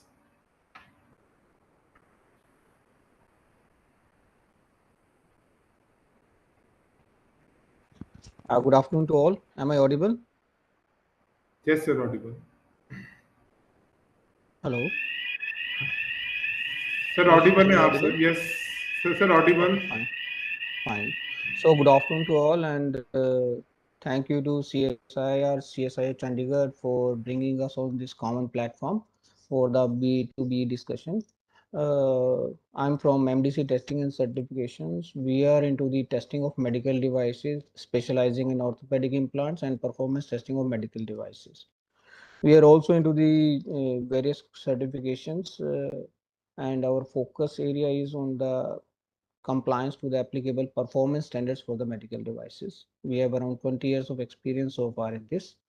This is brief about it. Now coming to association with CSIR, CSIO, it's around 8 years now. I have been to CSIR, CSIO many a times, and I have met Sanjeev sir, to you, to Mr. Dinesh sir, and Mr. Meena sir also quite a few times, and it is really good to see amazing things being done by CSIR, CSIO, and really contribution is appreciable. The only thing is industry needs to come forward to take it further from where we are right now. It's a contribution to the nation by CSIR. It is appreciable. Now coming to the research and development that is being done by either whether it is CSIR, CSIO or the industry. In my 20 years of experience, what I have seen, people are capable of developing the things. People are capable of developing the devices. People are able to make the devices that are performing. But right from the research stage, they are not considering the applicable standards. The applicable standards for the products, applicable standards for the regulations. And this is something that they come to know once they have completed the development part of it and they wish to launch it, and then they come to know something is missing, especially when they look for certain national or international accreditations or certifications. They come to know they have to do certain re-engineering or a reverse engineering to make it compatible, compliant to the applicable standards.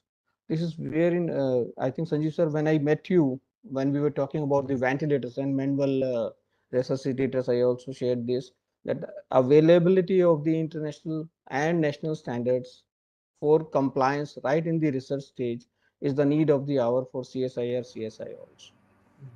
You are making good products, you are making good things, but the kind of knowledge and information that should be available with the CSIR, CSIO, and obviously industry with respect to applicable standards and regulations should be improved further, so that once the product is about to be launched or a technology is about to be transferred to the industry, the compliances are already in place and the industry should not be considering, oh, this is something new that has come up after the TOT.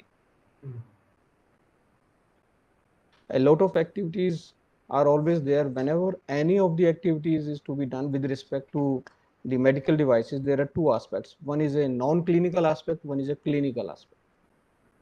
So CSIR, CSIO is into the non-clinical aspect. That is, they make a technology which is to be commercialized and then it is available for clinical use. So with respect to the clinical aspect, I think to CSIR, CSIO, they should take a certain, in India it is called as a test license. A test license is a requirement to produce certain devices for uh, validations, testings, and evaluations prior to clinical use.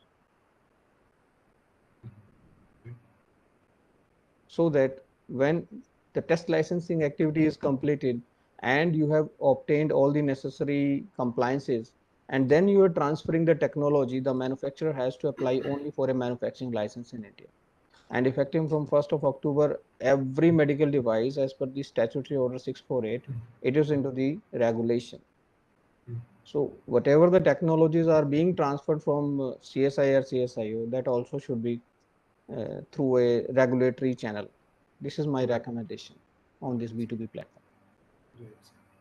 In case any question is there, I am ready to sort it out. Yes, Mr. Shrikant, we will invite you to understand about the details further about this standardization certification. We will invite you to CSIR and we'll have a detailed discussion with our scientists at biomedical department. They will all know the intricacies and steps for this. As a personal support to CSIR, CSIO, MDC testing and certification is committed. Whenever you will ask, we will be there to support you in all these Right. compliance requirements. Thank you, sir. Thanks a lot. Okay. Thank you very much. Thank you. Thank you. Now we have audience also. Any person from the audience want to ask or want to discuss something or want to speak to the industry persons here or other guests? We can have an open discussion here. Any CSR scientists who want to ask or any person from audience?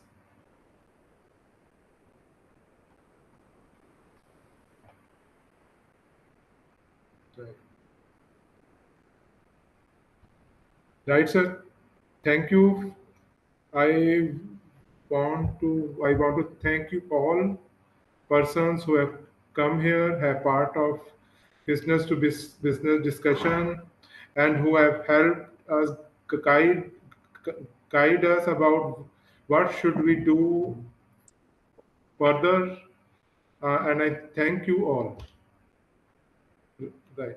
Now I request Dr. Dinesh Pankaj to come. Thank you, Dr. Sanjay and Dr. Shukla, and all our industry participants for their opinion, for their I can say the concerns and whatever discussed in the in this session. So with this, we have reached to the conclusion of this event. I also wish to say that there was a parallel exhibition session was also going on. It may be available for other few days also. If anybody who want to visit that exhibition, he can join to the iConnect 75 portal. So now I formally thank all the speakers from you can say the clinical side, from the research side, from the industry side, and those who have joined the event and enriched the viewers of the event with their views about the promoting indigenously developed medical technologies. As it was said in throughout this discussion that how important the medical devices are in the present days healthcare system, and and how much huge amount of medical instruments and devices are being imported.